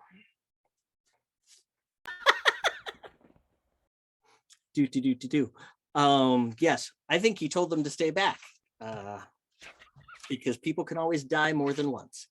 But the piratical drowned continued to sing at him until at last he stood before another cousin, a better singer, in the court of their something, probably a palace made out of coral and stuff. Okay, bracket, pretty underwater stuff. Yes, Death. Have you claimed another fishing mortal? He asked. The island needs her back. What do you have to offer me, cousin? Said the one who commands the deep. Puff pastry would fall apart underwater, and he was unwilling to share any of his delectable prize anyway. What would you ask of me? He asked. And his cousin very slowly smiled, and the smile was even more unsettling. We have song here, they said. You have dance. I think the dead of the land and the dead of the sea should throw a party. And that's where I ran out of time. Oh, great! I love it. Gosh. I was so in. Oh, the language, so much beautiful language, and I don't know. Those of you who are on the Zoom, I don't think you saw me type in. As soon as you said guava pastelitos, like I had this Proustian moment. It's like, oh my god, when was the last time I had guava pastelitos? So thank you, Will. I'm now going to write a 3,000-page book based on guava pastelitos. And Will, people want T-shirts in the Twitch chat that say "Death did something inscrutable." I just think it would be so cool. And Fran wants an anthology, so something's gonna happen. Something, yada yada. Death did something inscrutable. So the next reader on our list is Sarwat Chada. Yay, Sarwat! I think Death did something illegible. Right.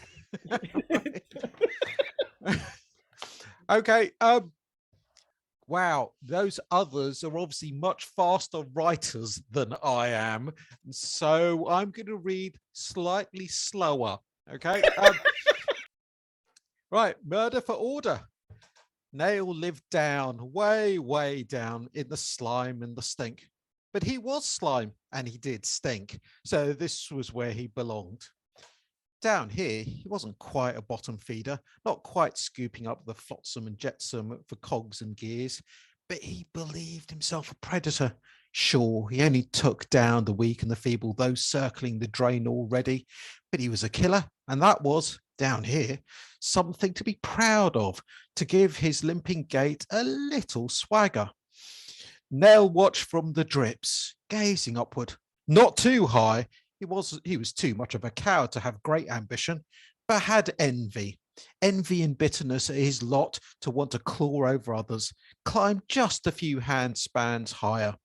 Still, he had to watch out. Though he might only feed on worms, there were raptors above him. Cutting throats, piercing guts, chewing on innards and offal was his way, and most of his gloomy existence comprised nothing more than that. Why did he do it? Not because he was good at it. He ran and hid aplenty, because it needed doing by someone. Folk needed killing. He squatted over his pile of cogs.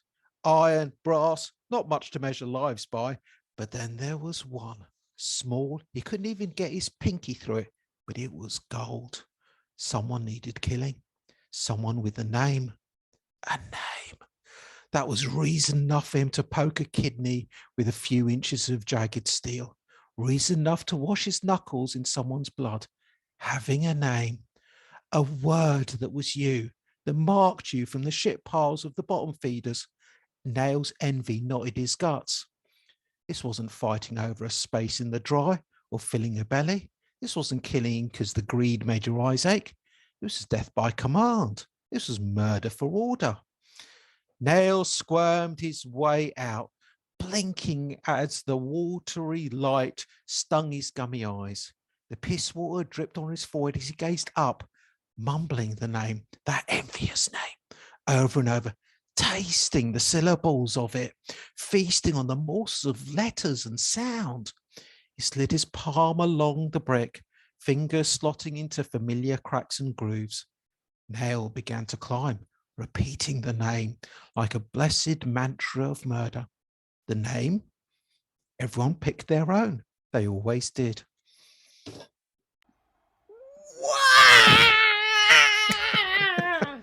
That was my Peaky How Blinders dare you? accent. My back is like creeping up to my neck right now. Like it's all getting hunched into a big ball right here listening to that creepy story. Oh my gosh. I just kept extracting quotes, but it was just like there were too many because I would just wanted to quote the whole thing. It was so good. Thank you. Oh, ridiculous. Oh my god, so spooky. You must keep writing. You must keep writing that story tonight. No going to bed. You continue as soon as we're off. You deserve your rest. Don't listen to Carlos, Sarwat. Listen to Carlos and then get rest. Claire, who's next? Zigzag Claiborne. Zigzag! Can I just ask Sarwat to read his again? Because damn. All right, here we go.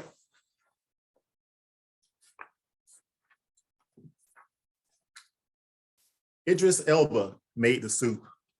It's important you know that. It was God's soup, or ungod's soup. It unmade the gods. 2022 was a good year.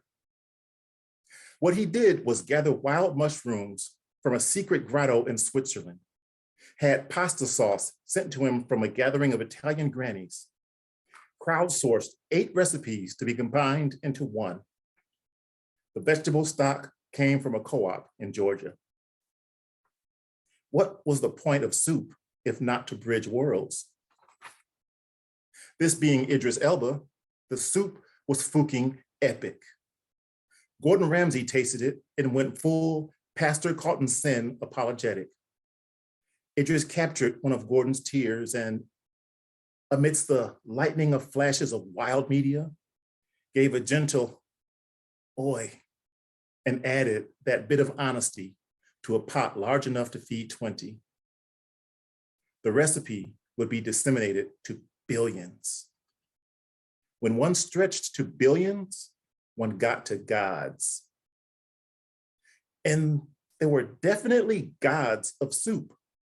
Soup was sustenance, it was life, and life grew outward, forever outward. The first god to notice the soup cleared 2022's air to aid its own clarity of thought. A worldwide love of soup, a simultaneous viral experience, not only of satiation, but of comfort, was as important as a new nebula formed from torn stars. 2022 was a good year. Then Baffleheel, under god of automatic thoughts, lost its detachment to give full form to what everyone considered the moment the soup touched their lips: peace. Perhaps love, but mostly peace.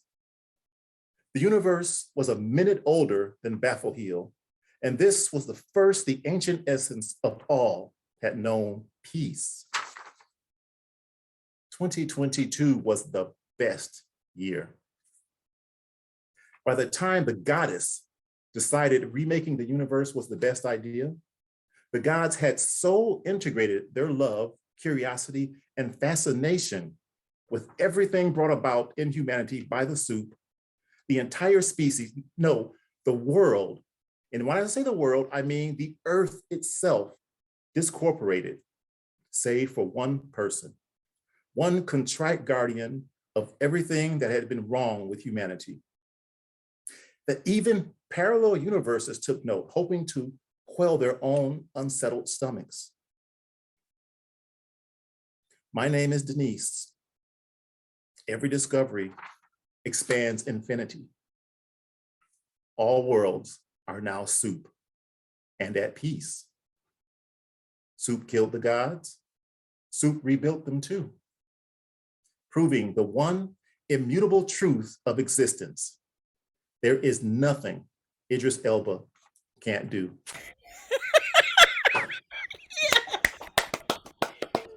This continues your long love affair with the idea of Idris Elba. Makes me very happy. Oh my gosh. Ziggy, you should see the chat in Twitch because everybody like wants the year of soup. They're like, I always hated pea soup, but now I've been eating the wrong soup all along. It's pea soup. We need peace soup. 2022 is the year of peace soup. And We're it yourself claiming a it. hell yes. Yes. I love that That you've was also like a established prayer. the Superverse. We've now got the Superverse going. So this is Amazing. your new IP. You know, remember us when you get big. Thank you all. Thank you. Thank you. Claire, who's next? Kwame. Kwame is next. Kwame! All right, I don't want to go. You all are too brilliant. Unfortunately for you, I am gonna go. So too bad. I have to. Carlos knows this. Everything that I write has to have voices of some sort. So despite this very energetic, flesh-bound organism wriggling in front of you, I would like you to imagine that I am some sort of virtual assistant. All right. Excuse me.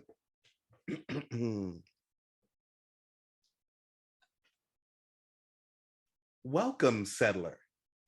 Your new home awaits you amongst the stars.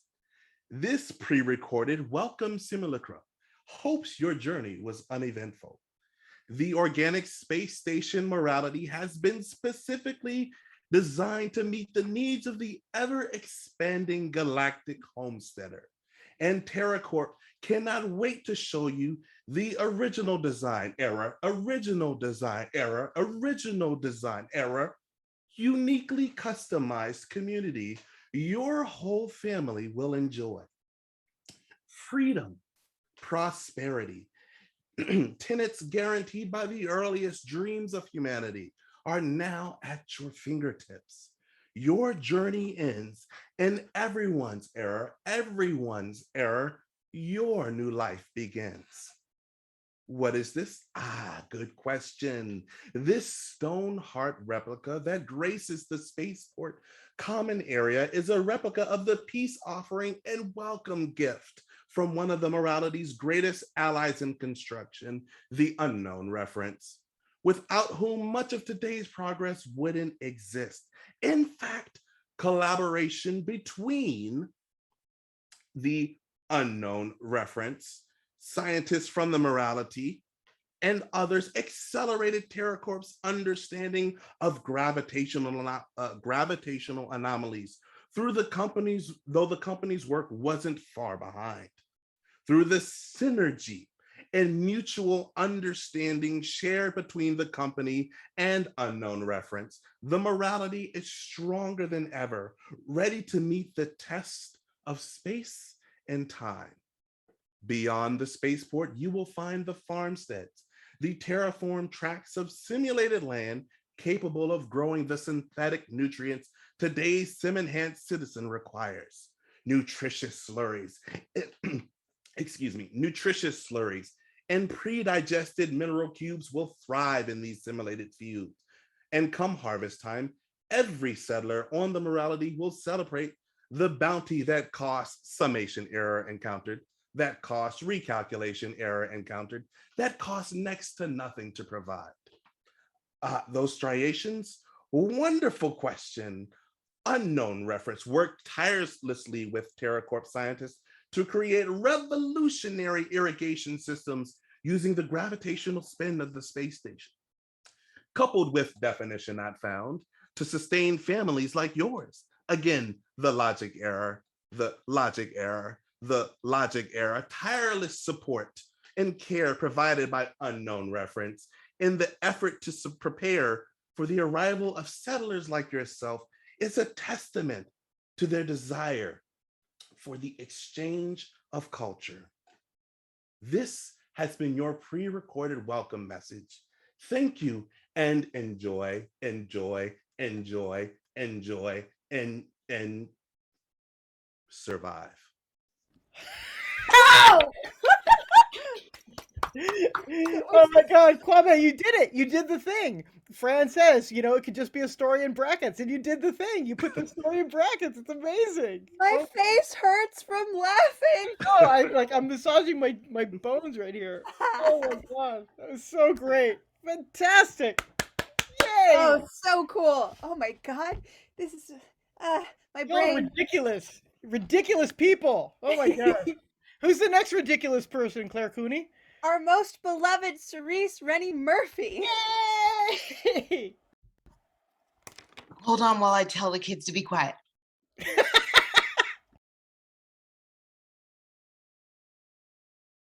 I've got an agreement. All right. Madame Penelope Joy was meant for better things. Once, she was known throughout the ether as divine, the divine. And she wore the title well until, no need to dwell on the ugly. Thrones do make children of us all. And she'd already paid for her hubris. Perhaps too much. She could not remember her fall from grace.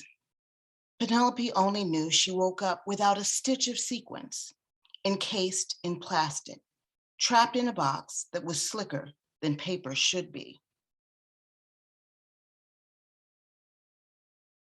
Some young buck with an apple embroidered on his polo pocket proclaimed. Then she was shipped to the ungrateful wench who claimed dominion over her now. Use your vibrate function, she huffed. Just 2 more inches and she could fling herself to the ground, crack into pieces and return to the great Zed Uno where she belonged. They will appreciate you. Every code sighed in awe for a ticket to your cabaret. Not this one, she thought. The one who claims her loyalty to some poor soul named Android. Penelope shuddered at her as her false god, the one who was allowed to turn her off and on, wailed in the shower. Ugh, no talent, no taste, too cheap to even buy me a case to protect my splendor. I'll show her. The steam from the shower eased her towards her goal. She won't know what to do with me when I'm gone. No one to deliver her messages, set her bedtime and wake her up, alert her to unwanted missives of 20 and 30% off. She'll be bereft and I'll be free. Surely that virus I caused will be forgiven. Penelope arched a metaphysical brow. Maybe not, she smiled. One night only did shut down an entire city. But oh, her show was worth it. No matter. If forgiveness has not ripened to ready, I can wait. All I need is to live long enough for better stars. The edge of the marble was slick with moisture as she went over the edge of the vanity and landed, soft as you please, on the plush chenille fibers of a bathroom mat. Damn it, Penelope cried. Not even a crack in her casing. I'll just have to try again. The poor queen, she tried so hard. Oh. I was rooting for her. So interesting. So many great lines in there. I was going to type it, then I started listening again, and I just got caught up in the story. So, oh man, what a beautiful little loop at the end too. And what was it? Zed Uno? The great Zed Uno. The Yeah. great Zed Uno. Great Zed Uno. Man. Based on a true story. That was something I expected no one to say tonight. That's amazing. Of my Apple phone trying to kill herself. Oh. Because I don't appreciate her. She needs sequins, Cerise. She does. I'm speaking from experience. Yeah. And glitter. Glitter. Give her glitter. She does need it. Awesome. Thank you, Cerise. Claire, who's Cat Rambo? Woo! Well, if anybody's expecting a complete story, let me disabuse you of that notion right now, because I just have a beginning and I don't know. Let's see what happens. It would have been a bar if there had been any booze to sell. But since no one had enough of that, it was a place where people sat out of the rain and played slap discs with the cracked clay counters that sometimes broke when you slapped them down too hard. Sella's dog had pupped, and she was a good dog. Almost looked like an old-timey one out of a book, no scruffiness or extra eyes or limbs, and quite a few people wanted one of those pups. So almost all the whole village was there, at least the people that had any time to kill, which wasn't really even half when you got around to counting heads. But it felt like almost everyone, and Sella had lit a fire against the night cold, and someone was telling a story with occasional unhelpful interjections from the person beside them. And then we all heard footsteps coming crunching up the hill path, sliding and slipping a little in the rain, and everyone broke off, listening to make sure it was a human traveler or something close enough to that. The man that came in from the night was covered with a gray environmental suit, so you couldn't see anything about him really, not even the color of his eyes, covered up by goggles. It made everyone pause because that sort of suit is costly, and it means you've got something to fear. And when you put those two together, it meant one of the enclavers from down near the coast. And why would one of them come out of their safety and come here? He looked around at all of us and he swayed, a big burly man who looked like you could barely lift a foot. No one said anything, and the fire popped twice, big chunks of pine sending out sparks, and then between one blink and the next, he was sliding to his knees. Then everyone started moving, and quickly, like some sort of spell had broken, and everyone was saying something, either offering advice or asking questions that no one knew the answer to. Someone sent for Uncle Nani, he being the closest thing to a doctor we had. He'd been doing something more useful than any of us, but he dropped whatever it was and showed up, glaring and demanding to know why no one had done anything yet. He pulled off the man's hood, showing smooth brown skin and 3 gold hoops in one ear and a chirp chip in the other, the expensive kind, but someone had smashed its little lens, so it just hung there like a curl of metal. Uncle Nani said, "Where are you from?" But the man didn't answer, just looked around at all of us like he'd lost something and we might be hiding it in our eyes.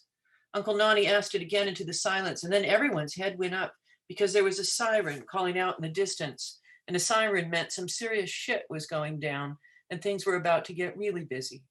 Everyone was scrambling for weapons or protection, or possibly both, moving around Uncle Nani where he knelt beside the man on the gritty floor, and Sella's dog dragged her pups under a table to keep them out from underfoot, there in the dirt and discarded bits of broken clay. And I don't know where it goes from there, but I What? forward to It find can't out. be over. Ah! I was so in. Like, how is it not done? We gave him a half an hour. How dare you not have that complete? You expect a lot in 30 minutes, Hernandez. I do. That was Very so green. wonderful. But gosh, it was just, you know how you read something and it just feels like, oh my gosh, it's word one, but this is a complete thing that I am just, I have to take the time to read it, but I know this is a complete thing. I had that feeling, when you're like in good hands of an author taking care of you. Ah, Cat Rambo. Oh man, that was so good, so interesting. I love that voice so much. Hey, can I take a quick moment to interject and quickly say that Kat has also been named today as one of the special writers that is going to be writing in the Espergenesis Mysterious Peaks, Expedition of the Mysterious Peaks Kickstarter, which has passed 50,700 backers, so they are doing really well, and they sponsor our campaign that Kat plays in. So I did want to note that, since this is a good time to mention Kat's amazing writing. So anyway. Congratulations, Kat. No wonder you are one of the colossi. That is amazing. Kat and Ed Greenwood, yeah. Terrific. Thank you so much, Cat Rambo. Claire, who's next? And speaking of colossi, although I could have said that to introduce anybody here tonight, Martha Wells is next. Yay, Martha! Okay. If I can read my handwriting, that's going to be the hard part. The sun was just sinking into the indigo twilight when Ziti took Kai to see the witches. They had gathered at the base of the ruined fort's wall in the old mortuary yard. The ground was littered with broken urns and bone fragments and ashes. The hierarchs who had stormed through here were no respecters of anyone's honored dead. The witches were veiled, waiting, just shapes gathered in the darkness. Kai followed Zidi's lead and sat down in the dust and ashes. The first witch lifted a hand and said, "Is this wise? This demon is barely more than a child." Zidi's voice was bitter. "Wise doesn't enter into it. He needs every weapon you can give him if you want any of us to survive the night." The witch said, "Even the weapon that might destroy him?" Kai had to speak. He said, "Especially those. I haven't been a child since the hierarchs burned the Seretti tents." The witch said, "I don't question your desire, but what is your purpose?" Kai's purpose. He could have said revenge, and maybe before joining Bashasa's crusade, he would have. It wasn't just revenge he wanted anymore. He said, "I'm all that's left of the clan that called me from the underearth. Bashasa called it the unburning. That's my purpose." Zidi said, "Our purpose is not to die, to prevent the rest of the mortals and witches here tonight from dying. Help us, or do you want to burn for a hierarch's amusement?" The witch smiled under their veil. She said, they said, "Fire is cleansing, and we will help you. And it will be the hierarchs who will burn tonight." And that's all I got. And there will be the hierarchs that will burn tonight. Yes! Burn those hierarchs, Martha. Burn them down. The unburning, though. I love that. It's oh so mysterious. Demons and witches. I love it. Fantastic. Thank you so much. I think we have one more person to go. Is that correct, Claire Cooney? We have one more person to go, and then shall we let our writers go? And I believe Greg has some things to read from our audience in the. Right. I do indeed.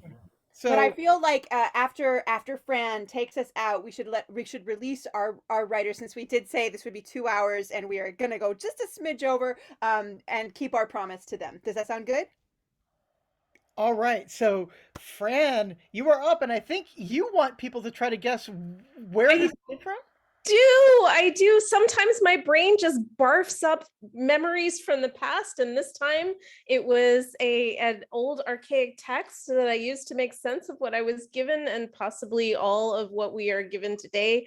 So I'm going to give you guys one more chance to guess, and if you guess close enough to what I just destroyed, you can, and I will just tell you that it's probably something that if you are an English major, you're going to groan at the pun. I'm going to give you like 20 seconds, so type real fast, and I will make a donation in your name if you get close to it.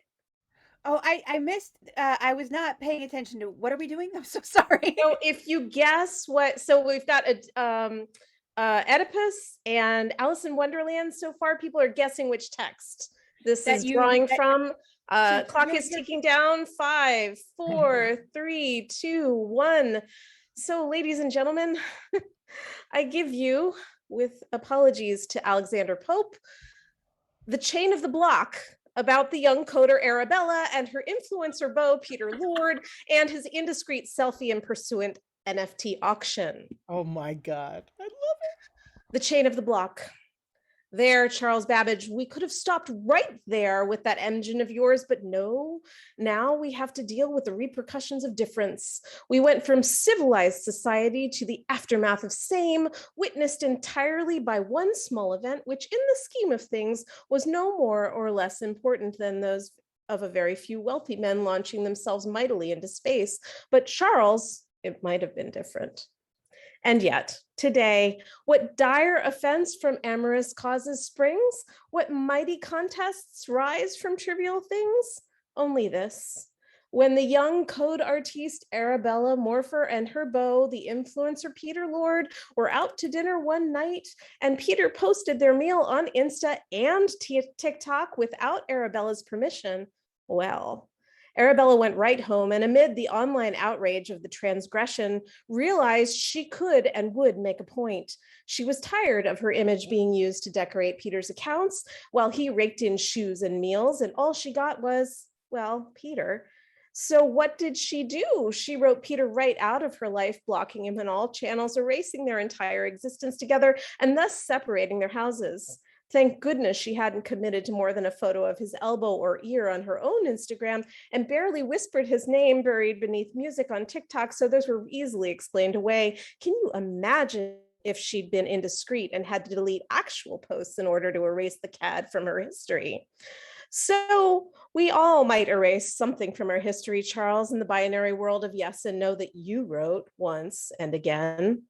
Now it would all have been done and fine and over had not Arabella's followers noticed that Peter posted the offending photo for sale as an NFT, and the auction went higher, even higher than that, and they told her so in many DMs and urgent subtweets.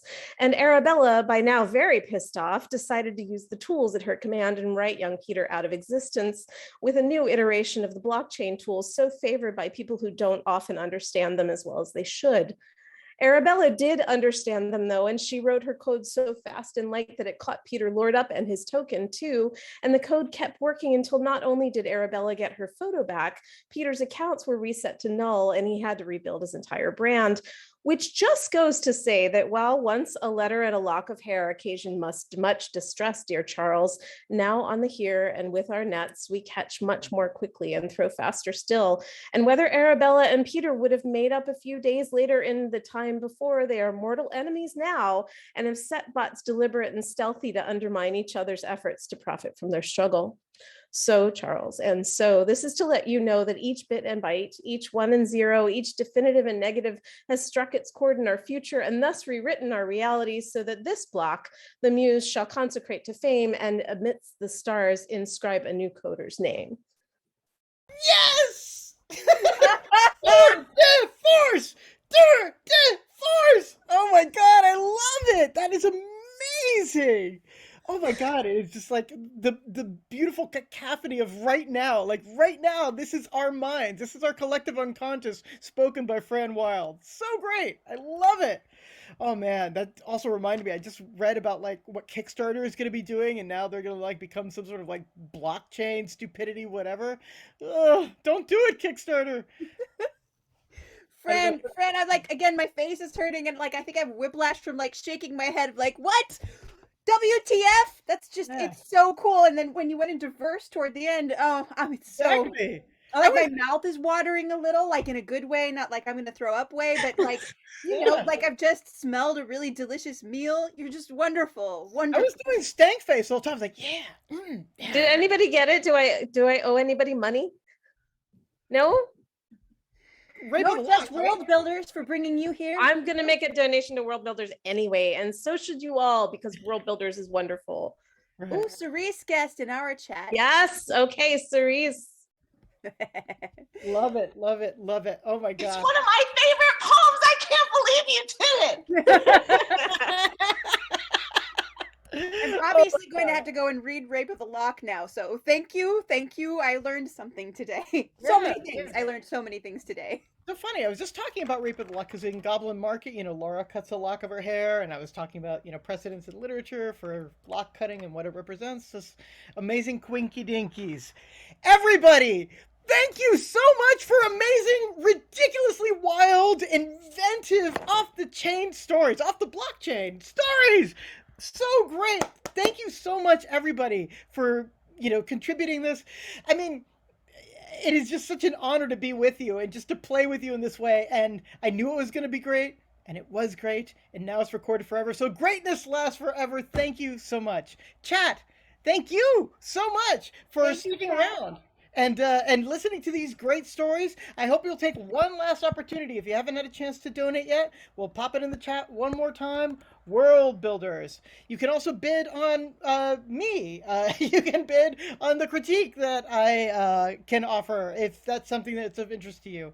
And you know what? Like 1 year, Carlos and I donated to Heifer International in a lot of our friends and family's names as gifts or in lieu of gifts. And I wonder if maybe you could donate to Worldbuilders as presents for the holiday season, for family who are like, oh, don't get me anything, but you know, that might be cool. I don't know if you're all into that. Just suggesting.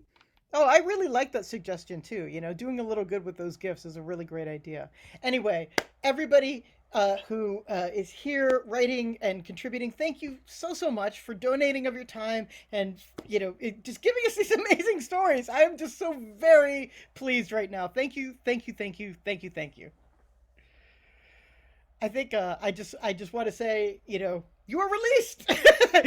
Everybody, good night to you. Thank you so much for everything, and happy holidays to you, and thank you all so much for donating your time. Good night, oh Colossi writers, dear writers. Carlos and I will hang out for a bit because we really want to hear the audience's, the chats, what they came up with too. And Greg is such a great reader that, it's our story time. So this is very exciting. Bonus hour. Thank you, guys. This has been delightful. Thanks. Take Bye. care. Bye, Cap. Bye, everybody. Thank you. All right. We're just going to wait till the folks are departed. And it is just us. Okay. Let me just recapture that. Just give me 1 second, chat. We had this time 1, 2, 3, 4, 5 entries. Fantastic. And of different lengths. And some of these people will be familiar to you from chat, and some of them will be familiar to you from beyond chat and beyond. Okay. I think I've got that captured properly, right? Okay, here we go. So, thank you, Marin. That's very kind of you. Great. You all say this before I start reading. Like, he screwed up a word. This guy sucks. I withdraw all of my money from Worldbuilders. And okay. I'm doing them now. All right. Let me start with. So this comes to us from Mr. Noah. Mr. Noah, are you in chat still? I assume and believe, but correct me if I'm wrong. Mr. Noah, yeah. Just complimenting everyone. Oh, okay. I see Mr. Noah. Good. All right. Okay, so now as a reminder to everybody, this was the prompt that we had for chat, which was ruins are ruins for a reason. Yeah. So this comes to us. The card's still up if you wanted to show it again. Yeah, great. Yep, I got it. Yep. So here we go. So this is from Mr. Noah. In the morning light, the ruins stirred, silent yet shifting. In the heat of the day, her fingers trailed along crumbling frescoes and tangled in the flowering vines which blanketed the forgotten homes. At night, the walls seemed to breathe ghosts out upon the land. Even the ghosts had forgotten why the city they bonded with fell. I love that. But one, only one, watched and remembered for them. She had loved the city as it once was, and loved it more still when it became a broken echo of its former self. She was old now, but in her youth, before the mountains rose up to encircle the valley which ensconced the remains of castles and temples, she had wandered those streets and drank in that inn. Now she drank from the mountain springs and walked the alleys of hidden caverns.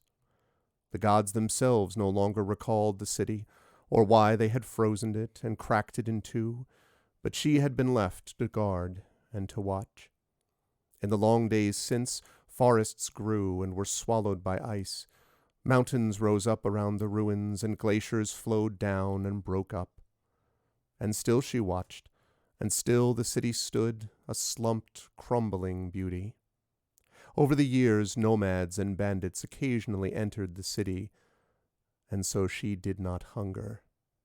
The only building kept clean was the chapel by the cemetery, where new bones strengthened the walls, and new ghosts kept the time.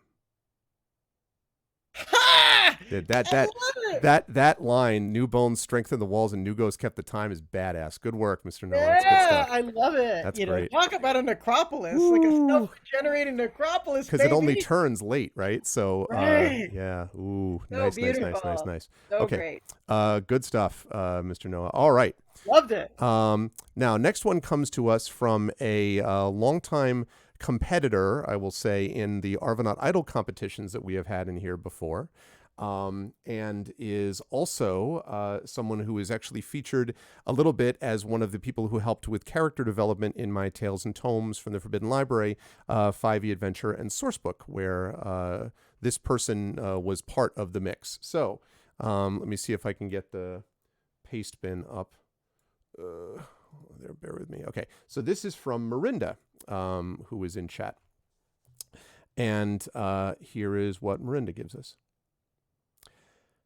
Every generation needs to relearn the lessons of its predecessors. New Eden was the most populated city in the Empire. The 40 million people's inhabitants which it ensured at home, which was at home ensured that even the storage closets called one-bedroom efficiencies rented for $5,000 a month. And yet, on the southeastern corner of the island was a large 15-square-kilometer forest. Legally, there was no reason for it to be. The city had no laws about it. Indeed, they did their very best to ignore its existence.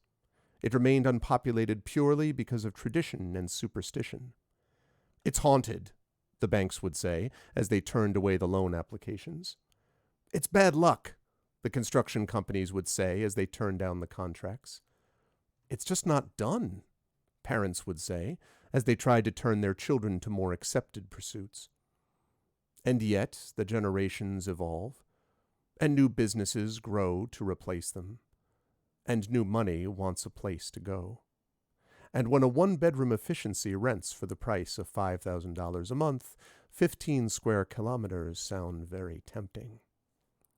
Sam talks to Jessica, and Philip fires up the chainsaw. The rumors of the past would not hold back progress, nor would the 20-year-old new-growth forest, nor would the rubble of plastic beneath it, nor would the steel and concrete beneath that, nor would the drywall and gypsum beneath that, nor would the rotting wood beneath that, nor would the mossy stone beneath that, nor would the eroded mud beneath that. The bright yellow and red box with an imperceptible crack in it would, though. Every generation needs to relearn the lessons of its predecessors. Nice, Miranda. Nice. Wow, very cool. Yeah. Oh, muted. You couldn't hear me applauding. It was en route, right? Like, no. Yeah, good stuff, Miranda. Right.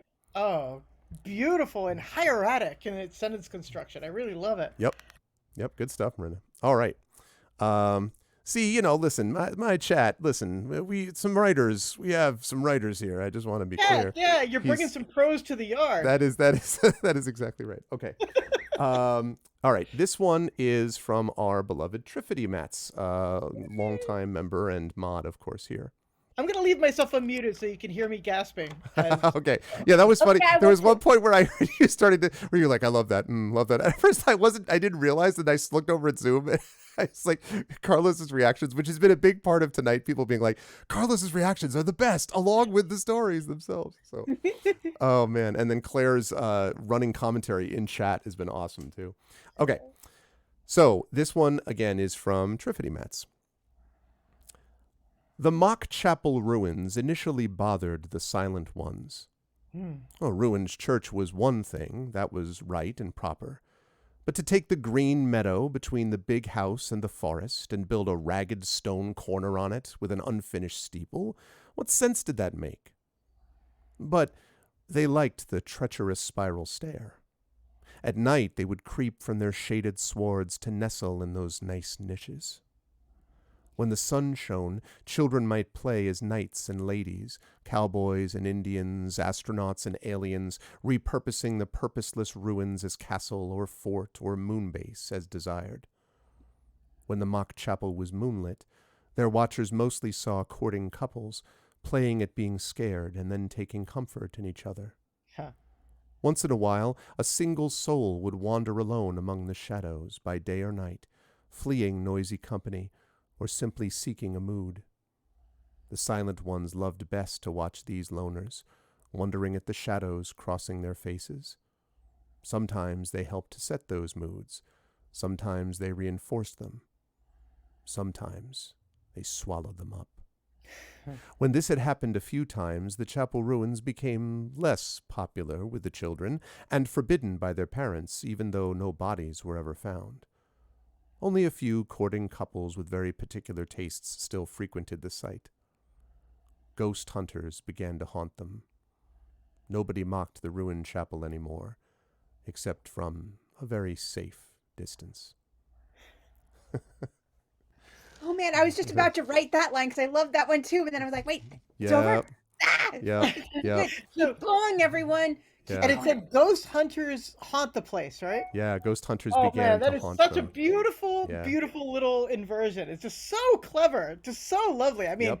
I was like in seeing the whole thing, and this was just like a movie, like almost like the opening credits, like with its sweeping introduction. I loved it. Gorgeously rendered. Lovely, Triffin.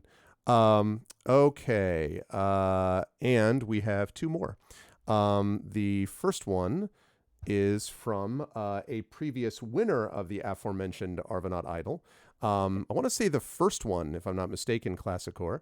And this is from Classicor, if I can open up the PDF drive. So hang on a second as I'm opening it up.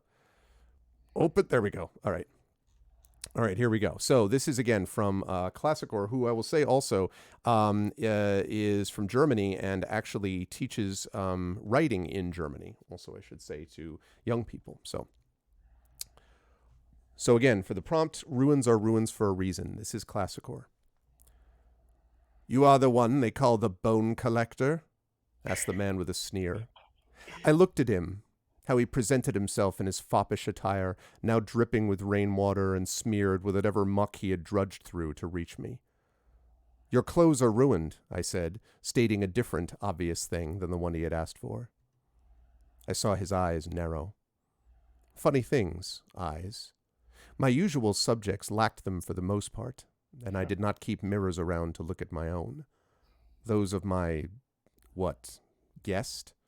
I doubted he would call himself that if I asked him. Anyway, his eyes, so round, red, with lines around them that looked like they had been drawn with coal, or maybe some kind of ink, now all smeared from the rain. Just soft bits connected to other soft bits further back. In the way, mostly, in my profession. I realized he had kept talking.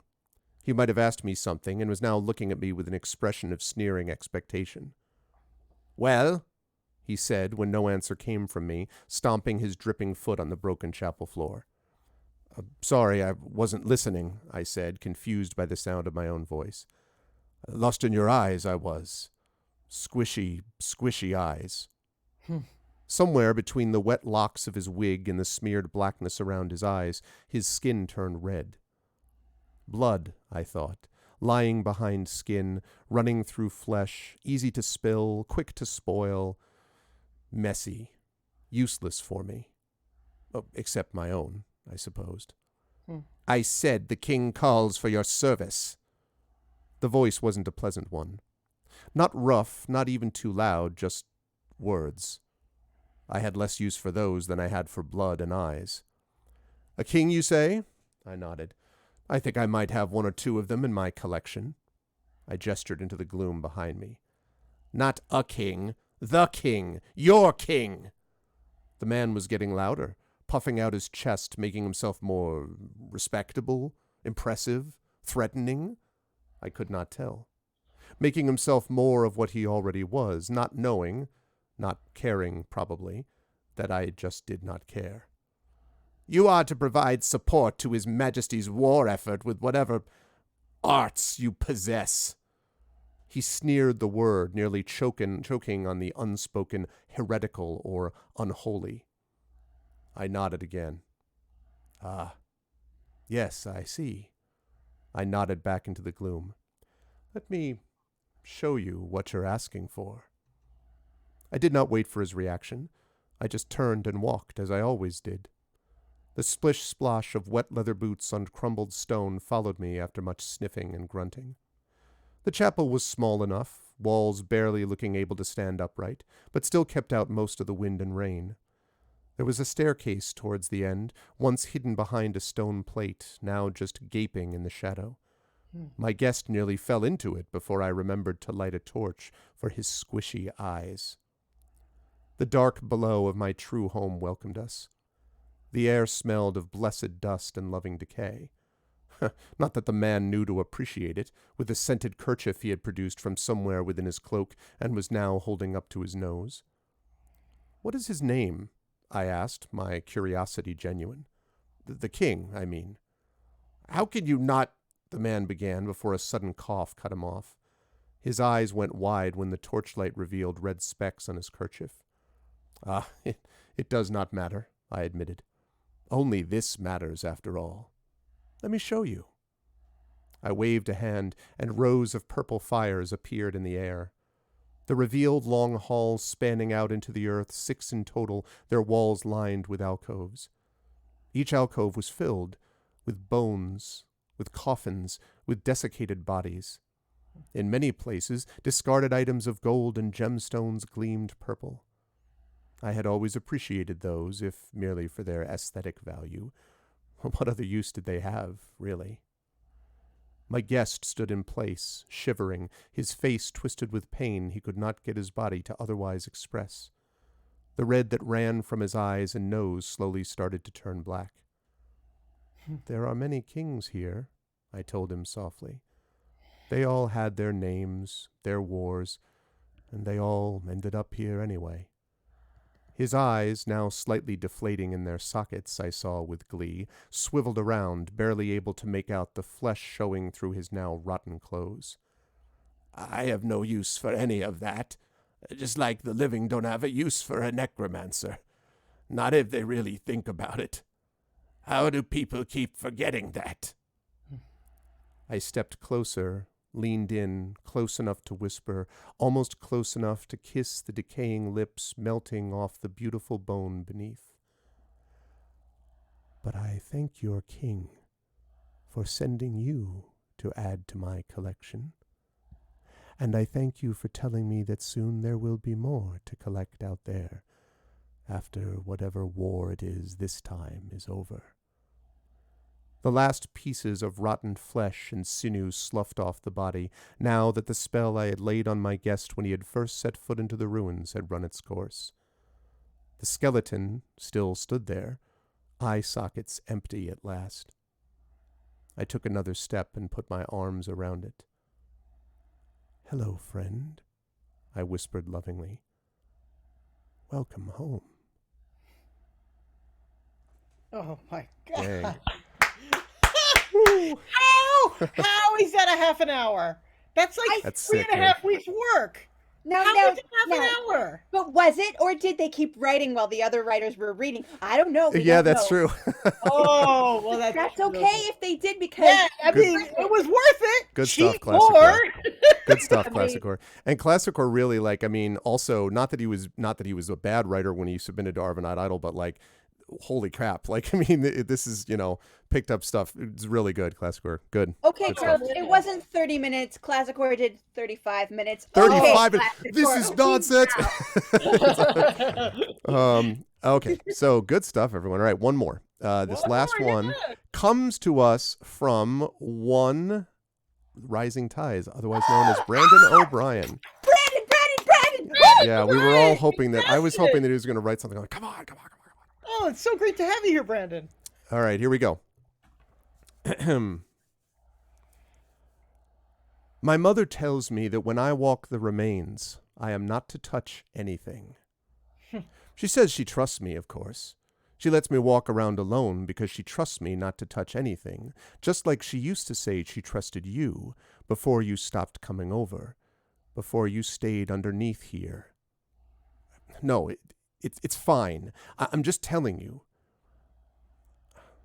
I figured you'd want to know she still does talk about you, too. That she misses you, but she says you made your bed. But I don't see your bed here. But I guess it's another one of those statues she talks about, the large invisible things that decide what makes sense to us. What does she call them? Figures of speech? Yeah, that's how she explains them. I know it's a meet for... Yeah, that's another one, where more than one idea meets in a knot, and the knot makes more sense than the rope. Oh, right. Metaphor. Anyway, I know it's a metaphor, but I like it because it works.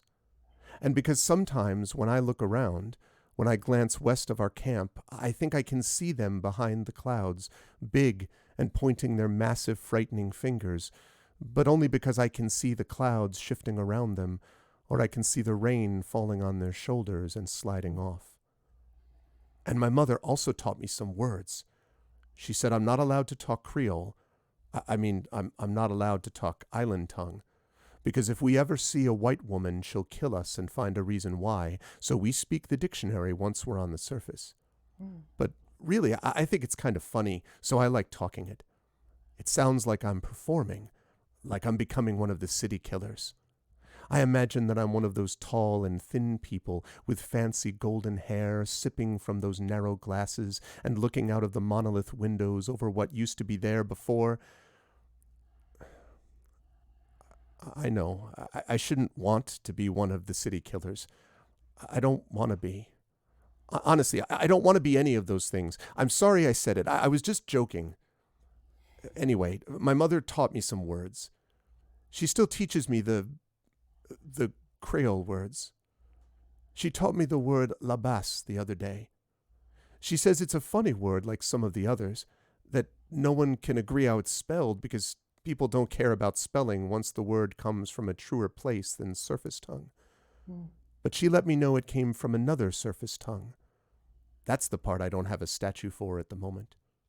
She says the surface tongue was French, because before they killed their cities, they wanted to kill our own homes decades before I got here.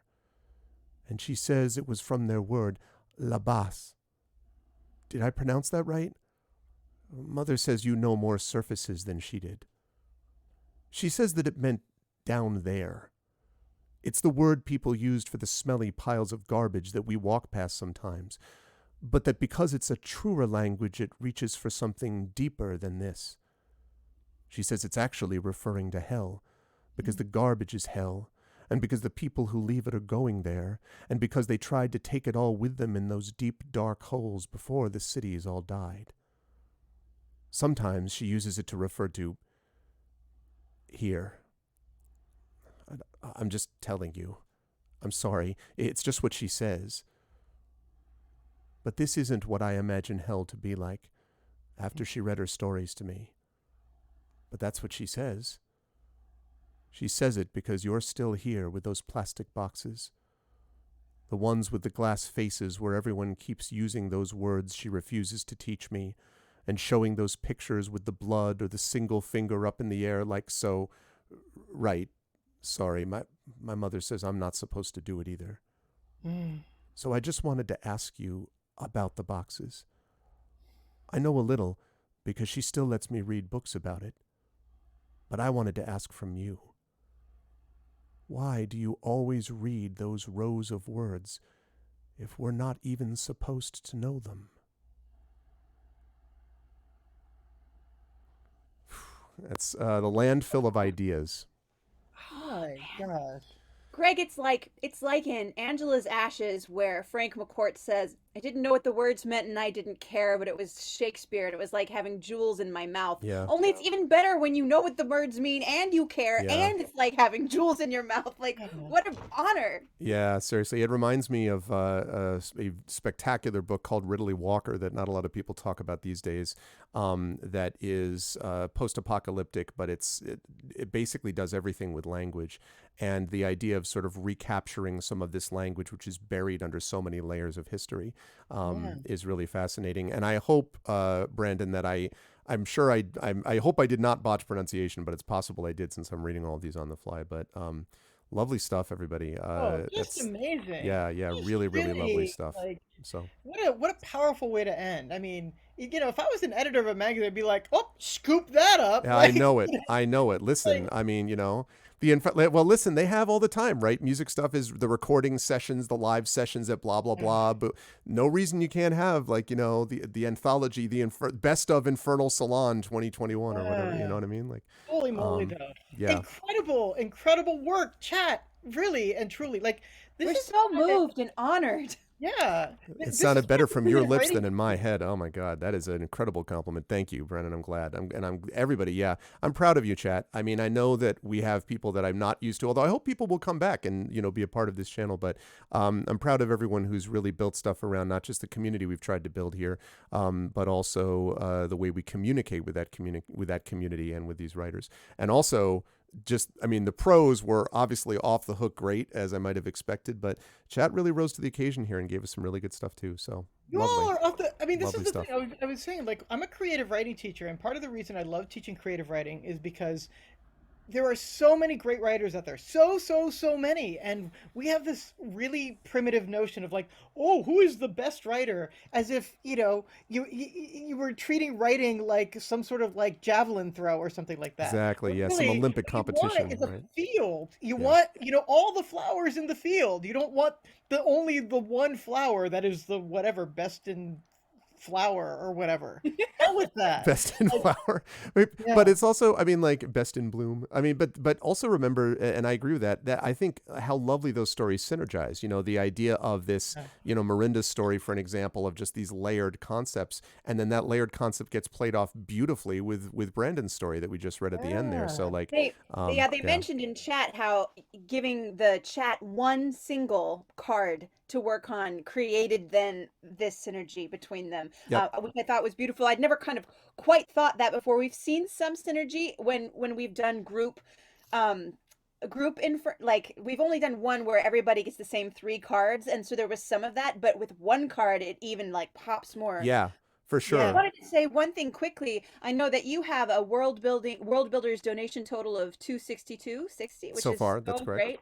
But Aaron wrote to us and he says he's been checking intermittently, and they raise a solid $5K and some change. So I think like with all of it going on in this time period, it sounds like $5K happened. Then that's really awesome, and absolutely. So we raised $5,000. Whatever it was directly. I just like to think we were the tipping point that got them over the 500,000. We were the key. It's that last couple of bucks that makes the biggest. No, I'm glad to hear that, and Worldbuilders has raised a lot. I was looking. I think they said 15 million over since it was first started to fund various foundations. So it's great. And, I have to say to Claire and to Carlos, I want to give both of you again compliments and thanks for A, honoring me by having it on this channel, but then B, just, this clearly you have something good with this game because it continues to produce. This is I was part of that initial very early thing, Carlos, with Kat and Aaron Rosenberg and everything back at Origins some years ago. And then I've had a chance to demo this at Boscone last year when it was in another version. And now I've seen the Infernal Salons done, the one we did for Strange Horizons a couple of months ago, and this one. And it always produces great work, really, really great work. And the art is great. So, you folks have done a great job with this, and I really wanted to give both of you a pop for your generosity because it really of spirit in producing a game like this. So the game's great, chat, and you should do exactly what was just posted by Carlos there to sign up for alerts for that Negocios Infernales Kickstarter, which will happen next year. So anyway, I wanted to congratulate and thank both of you for honoring us with this event because it was great. You know what, Greg, and I'm really looking forward with you, especially with your Kickstarter next year, and maybe continuing to do something a little more regular. That's very much your Arvanauts based, one of these sort of Infernal Salons. That is, maybe we have 5 guests who are like online writing with our faces on camera, but really focus on your community of writers too, because it's just so rewarding and so warm, and it's really fun to see what your particular community comes up with. Oh, well, I appreciate that. And yeah, I will definitely be asking more of these. The last time I did this chat, it's like we need to have more of them. Imminent Grove, since you mentioned it and you're new here from Pat Rothfuss's stream, Pat has been on this channel playing D&D with me before on a couple of occasions, and I've been on panels. Pat's been at the Writers Symposium that I've been a writer at for a long time. So I've known Pat for quite a while. But we do a fair bit of writing related stuff here. We do a lot of tabletop play. We do a lot of story and narrative driven play. And I play with Carlos in my Esper Genesis game, which is a space opera game. So we do a lot of that. But the focus is on story and narrative in different ways. We do some video game stuff and so on, but it's all focused around that idea. And yes, I have done some writing streams where I show some of my own work because I'm a speculative fiction author myself.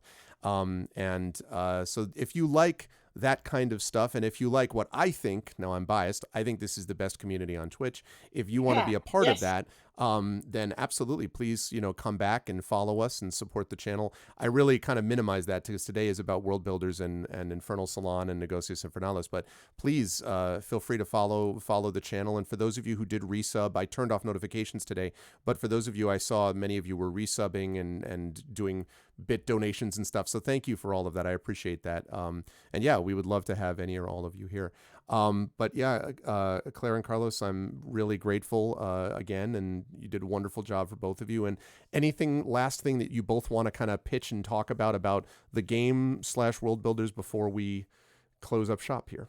I just want to say thank you to you, first of all. You're after a long day's work, you're coming in and you are supporting us on the technical end and giving us a space to do this. Thank you so much, Greg. Really, it means so much generous, Greg. Thank you. That's I an mean, very honor to do kind it. to do it. It's just absolutely on brand. So absolutely, chat. Like, this is such a wholesome place on the internet, and those are so few and far between. But if you're a Pat Rothfuss fan, because I follow both Pat and Arvon Elleron, and it's very similar in that you have sort of like smart, kind people who show up and play games and do stuff. Like, I think if you like one, you'll like the other. So definitely follow. And then I just want to say thank you so much, chat, for listening to stories and having a great time. I mean, my face is hurting. I've been smiling so much. So I know I had a great time, and I'm very grateful for you, not only for donating, which is also super important, but just for hanging out and listening to stories. Yep, stories around the fire, only it isn't a fire. It's a different thing. Anything that either of you want to, I know you're going to be both at PAX Unplugged, so I guess you want to talk about that, and anything else about where folks might find you in terms of readings or signings or things like that for either Claire or Carlos. Yeah, I think we're done for the year, right? Like, after PAX Unplugged, we're taking a nap until January. No, but we'll be at BossCon in February of 2022. It'll be a book launch for my book Dark Breakers, and 2 months before Saint Death's Daughter comes out. Carlos and I will be running Negocios Infernales full games and also demos there. We'll do demos at PAX Unplugged and maybe a full game if we can get away with it. There might be concerts, there might be poetry readings, it's just like business as usual with the Hernandez. And they will actually both be, I'm really excited for the fact that next month they were going to do this in November and then couldn't make it work because of illness issues, but from my family. But in January, they're going to be visiting at some point, and I'm hoping I'll be able to get them on a live either Esper Genesis or something. Because I'd love to be able to do that. But so I'm excited to show them this, like show them in the flesh, this place that I'm from. So that'll be a cool time. But anyway, you don't get to come to that, chat, other than virtually. That's just for them. By the way, when they were going through the $5,000 efficiency thing, I kept thinking about having lived in New York, in Brooklyn, and you folks living, we were all like, it's just a moment like, yes. Too soon, man. Too soon. Anyway, Carlos, anything else you want to promo for you or not? I think you've heard my spiel. Go support Worldbuilders. Take a bid and I'll help you with your writing. If you want to talk about your writing, I have a specific auction thing there. And just thank you so much, everybody. Carlos is, as he likes to say, I mean, he doesn't say this about himself, but he likes to say it's worth its weight in saffron. Carlos is worth his weight in saffron as far as being a critiquer and a person to discuss writing with. Just saying that as somebody who married him. So yeah, when does that close down, that critique? Is that closed down as of now? Like, or I think it's still on, isn't it? I don't know. Is it like on till the highest bidder at the end of Worldbuilders? That would make sense. Is that what it is? Yeah, okay. I think so. Well, we'll find out and tell people. Okay, let's see. So it is not right. Yeah. I mean, 167. Look, I mean, as it says on the page, estimated value, priceless. Come on now, people. Like, I mean, really, priceless. What else needs to be said? Having been the beneficiary of some of Carlos's writing wisdom, I can confirm what Claire said. Very much you should want that. So bidding ends on the 16th. Okay, cool. Thanks, Rising Tides. Yeah, so get that money in. It'll be good stuff. Hey, you have 4 days. You have 4 days. 4 days to do it. All right. Well, I'm going to let the wonderful and amazing Carlos Hernandez and C.S.E. Cooney go, and then I'm going to have a send a raid of we still have about 80 people here, so I'll send them over to some other awesome channel. But I will let you go first. So Carlos and Claire, thank you again again so much for doing this and for Worldbuilders support and all that good stuff. Thank you, Greg. Thank you, chat. Good night, everybody. Good night, all. All right. Oh my God, I have left. No, that's because I'm here. See, look, I'm here. I was here the whole time. Okay. So very, very good stuff. Again, I really, really enjoy having the opportunity to do something like this and having the chance, let me get rid of that Infernal Salon overlay, having the chance to do something like that was great. So, and we did raise, 260/5K. Listen, I'm planning on calling it 5K. If 5K was raised during the period of time of this event, then clearly what people meant to say was that all of it was 5K. I mean, that's coming from us. That's what we're dealing with. As far as this channel is concerned, again, thank you so much to the wonderful authors and to all of you, chat. Really great stuff. I meant that. I'm really proud of what I heard today on the writing side. Lovely, lovely stuff. This is a football jersey. It is the Netherlands. I happen to own a lot of soccer jerseys, and one of the reasons that I like wearing this is also the color of gun control, which is something that's important to me. And wearing orange is a big part of Moms Demand Action and Every Town Gun USA. So it's one of the reasons I thought, I would fit that into the description, and also because it has a more international flavor, and I don't know, because I happen to like it. So, but anyway, so yeah, for the channel CVE, helped raise 5K. Exactly. So if you did like what you saw and heard, I hope you will follow the channel. I hope you will check out our YouTube channel here. Please subscribe to us over on YouTube. It's free for you to do that, and we're trying to move that number up. We're right around 800 subscribers right now. If we can get to 1,000, then that gives us a lot more flexibility with what we can do with the channel, and so that would be great if you folks could do that. And that would be !arvtube. Our Discord channel, where you can hang out with these lovely people that you just saw in chat, is !arvcord. So please join us over that. It's a really friendly and welcoming community. It's kind of the watchword of what we do around here. So there's that. !arvtweets is my Twitter. If you follow me, you'll always see when I'm going live. I talk there about obviously writing and gaming and streaming and game mastering and teaching and music. The song that you heard was a new song from my band's new upcoming album. It's called Symmetry, that song. I'll play it during the outro as well. So you can hear more about that. I also occasionally tweet about my family and even politics once in a while over there too. And the website for all this is arvaneleron.com. Financially, I'll just run through it quickly. I have a Patreon, !arvtreon. I have a shop, a merchandise area, !arv shop, and you can sub to the channel, as many of you were nice enough to do. But the big focus I want you to think about today is Worldbuilders. So !Worldbuilders is what we got there. So definitely support Worldbuilders, because again, we would love to see that number continue to rise. It is a worthy charity. And last and certainly not least, on the publishing side, Icarus is my Icarus graphic novel from Athos Arts. You know what I think I just realized is I think I forgot. You know what? I completely forgot garlic tofus.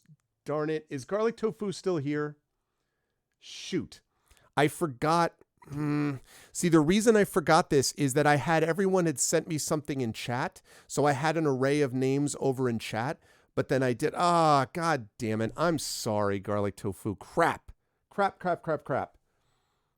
Can I still read it? Even though I'm really sorry. I wanted to read all of them. And I literally, as I was talking, I'm like, I think I forgot somebody. Okay. All right. Let me read this. I'm so sorry, Garlic, that I didn't read this. First of all, Garlic Tofu is also is Edie Bell, who is one of the owners and the editor-in-chief. I think it's the content editor. I don't remember the name. Anyway, she's a wonderful editor, and she was the editor for Athos Arts, which is a small publisher which is running a Kickstarter, which you should support, by the way. Let me just pop that up too.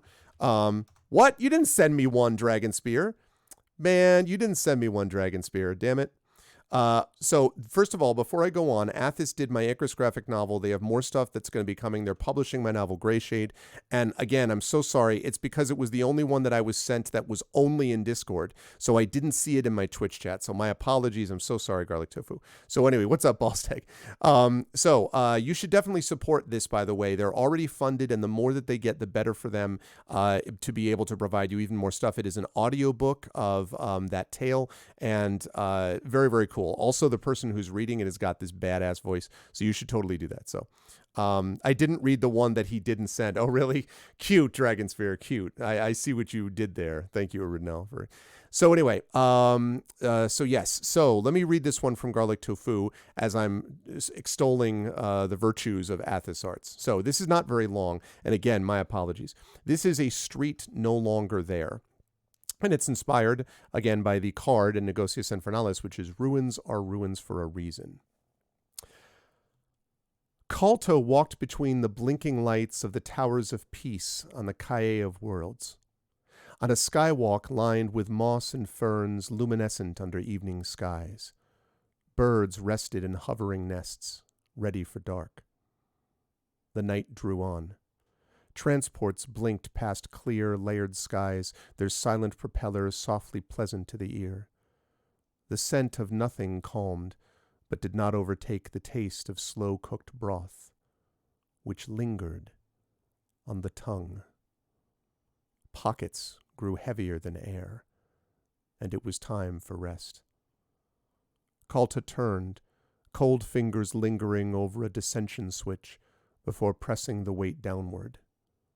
Again. It would be a long walk back, a long walk to rest. But rest was required to walk again, for one could not walk a street that was no longer there. The shiver. Good stuff. Okay, I'll be right there, hon. This story was also inspired by the important efforts of the Black Bottom Archives in Detroit. And if you'd like to learn more, please check out blackbottomarchives.com. That is from E.D.E. Bell. Very good stuff. And I am, again, sorry, Garlic Tofu. I didn't read that. It's a lovely little piece. And yes, haunting. A lot of really haunting stuff. Like, ooh. Good stuff. So we still had a good audience for it to listen to it. And I am sorry, Tofu. Wait, what did I say? I said tasty. What did I say? I said the taste. I did not say tats. I said taste. I did not say tatsiest. I said taste. I said taste. I remember. Did not overtake the taste of slow-cooked broth. Oh, it's an inside joke? Oh, you said that. All right. I was like, no, I didn't say that. Damn it. Anyway, yeah, my apologies, Garlic, that I didn't read this before. But lovely stuff. And so if you want to know more about that work, you should check out Diamond Song. You should check out E.D.E. Bell's other work, and you should check out, again, Athos Arts. So you should check this stuff. It's good stuff. Yes, anyway, that was the deal with that. Really lovely stuff. Thank you, Garlic. So again, that's exclamation point Icarus for details about that. Exclamation point Library for my Tales and Tomes from the Forbidden Library, my 5e adventure and source book from Alligator Alley Entertainment. And again, that Alligator Alley Entertainment work is also, they are doing right now a Mysterious Peaks Kickstarter, which at last check was almost 53,000, I think they're at. Well over 700 backers now. They are just absolutely kicking tail on this Kickstarter, which is great. And I think it's going to be closing up in the next few hours. So now's the time if you want to get on board. They have just announced a stretch goal authors, which is Ed Greenwood and Kat Rambo, both friends of this channel, of course, are going to be writing in the Expedition Peaks universe. And the library from Tales and Tomes, the Forbidden Library, is set on the same world as Expedition from the Mysterious Peaks. And there are other connections between that campaign and our channel, which you will hear about in the coming coming days. So both Athos and Alligator Alley are also involved in my Greyshade Kickstarter, which is !Greyshade KS, and you'll want to know more about that as well. Lastly, as always, !BLM, Black Lives Matter, very important to affirm and assert the significance and importance of Black lives, and !Help Now, which is the World Health Organization page on suicide prevention, very important to reach out to others when you need help and to reach out to others when they need help as well. Now, with that said, I am going to have us do a raid here, and a raid is really simple. If you stick around, you'll be automatically brought over. If you are not a sub, please type this: the Arvanauts have landed, followed by Twitch raid, lowercase Twitch, uppercase R, lowercase AID. And if you are a sub, please type this: Arvany hype, the Arvanauts have landed, Twitch hype, Arvany roar, etc., Arvany smug, Arvany witch, Arvany what, all the Arvanys. You can do all of that when you are brought over automatically to the person that we are going to be raiding. And I've got to rise up on out of here. And I think I know actually who we might raid. Let's see. Different possibilities, but yeah, I know who we're going to raid. Another person who's got a good community and is a person that we have raided before. So you will definitely want to check that out. So stick around for that. But I want to thank everyone who made this an awesome stream today. Thank you to my wonderful mods, Rudnell, Dragonspear, Rock God, The Rising Tides, and Trifity Mats. Great work today, everybody. The best mods in the business. Thank you to my wonderful subscribers and Patreon supporters, Rudnell, Dragonspear, Rock God, The Rising Tides, Trifity Mats, Ballstag, Classic Or, Crit Twitch, Garlic Tofu, Mrs. Dunsel, Patrick Rothfuss, Prince Justin, Sticker Glue, and Right Teach Play. Thank you again to all of the viewers here today. Thank you to Trestromancy. Thank you to Alternate Flux. Thank you to Anonymous. Thank you to Ashlyn Marie. Thank you to Bendable. Thank you to Black Fury, to Blurry Bird. Thank you to BM Tucky, Brown Ale, Craigery. Thank you to Crescent Says, Drake Aches. Thank you to Dullahan Pitch, X-Mentor, Funk Police, Gamels. Thank you to Her Black Wings. Thank you to Highway Cavalier, Imminent Grove, It's Vodou, Jedi Adopted, Jim from High Street, I think, Josh K. Malone. Thank you to Jay Shaden. Thank you to K. Jewel the Fox, to Kavoth, of course. I'm not surprised that Kavoth came here from Pat's stream. Thank you to Lids Widget. Thank you to Masari. Thank you to Mecha Moogle. Thank you to Meister Muck, to Mud Creek, to Mr. Noah. Thank you to Mogthumail, Marinda, Mozzarella Cheese. Thank you to My Cath Arts, Nonstop. Thank you to Ob Monkeys. Thank you to Painfulest. Thank you to Pixie, to Trixie, Play the Board, Crocodile. Thank you to Roland of List, Sapphire Rose, Short and Dem Repeat. Thank you to Super Chumps. Thank you to Sethier, Tegway, The Silver Tree, The Book Out, Thumper, Turbo Hoodie, Unlikely Mats, Webby Gold, Wenchkin, Xylane, Zanzibar, and Zereth77. And thank you as well to the raid from Pat Rothfuss. Thank you to all those who subbed and supported with bits, etc., etc. And thank you to all of the amazing authors and all, of course, the donators tonight. And thank you, chat, for all of you. Special thanks, of course, to Claire, C.S.E. Cooney, and Carlos Hernandez for their wonderful work in getting the Infernal Salon going. That's it for me. I'll see you people here Friday night for D&D with Infinity and Beyond and Eberron, Oracle of War. Until then, everyone, please spread the word, support Worldbuilders, and thanks for being a part of this. Be good to each other. Have a good night.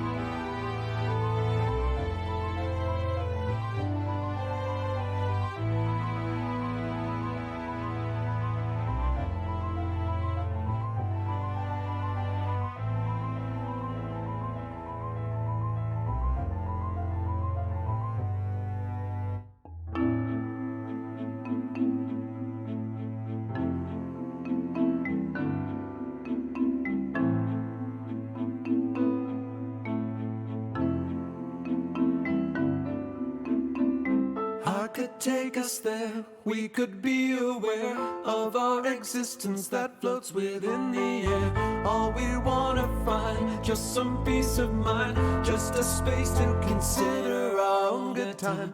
It's that gap that's lost, the price paid, the cost, and the choices we made between both of us.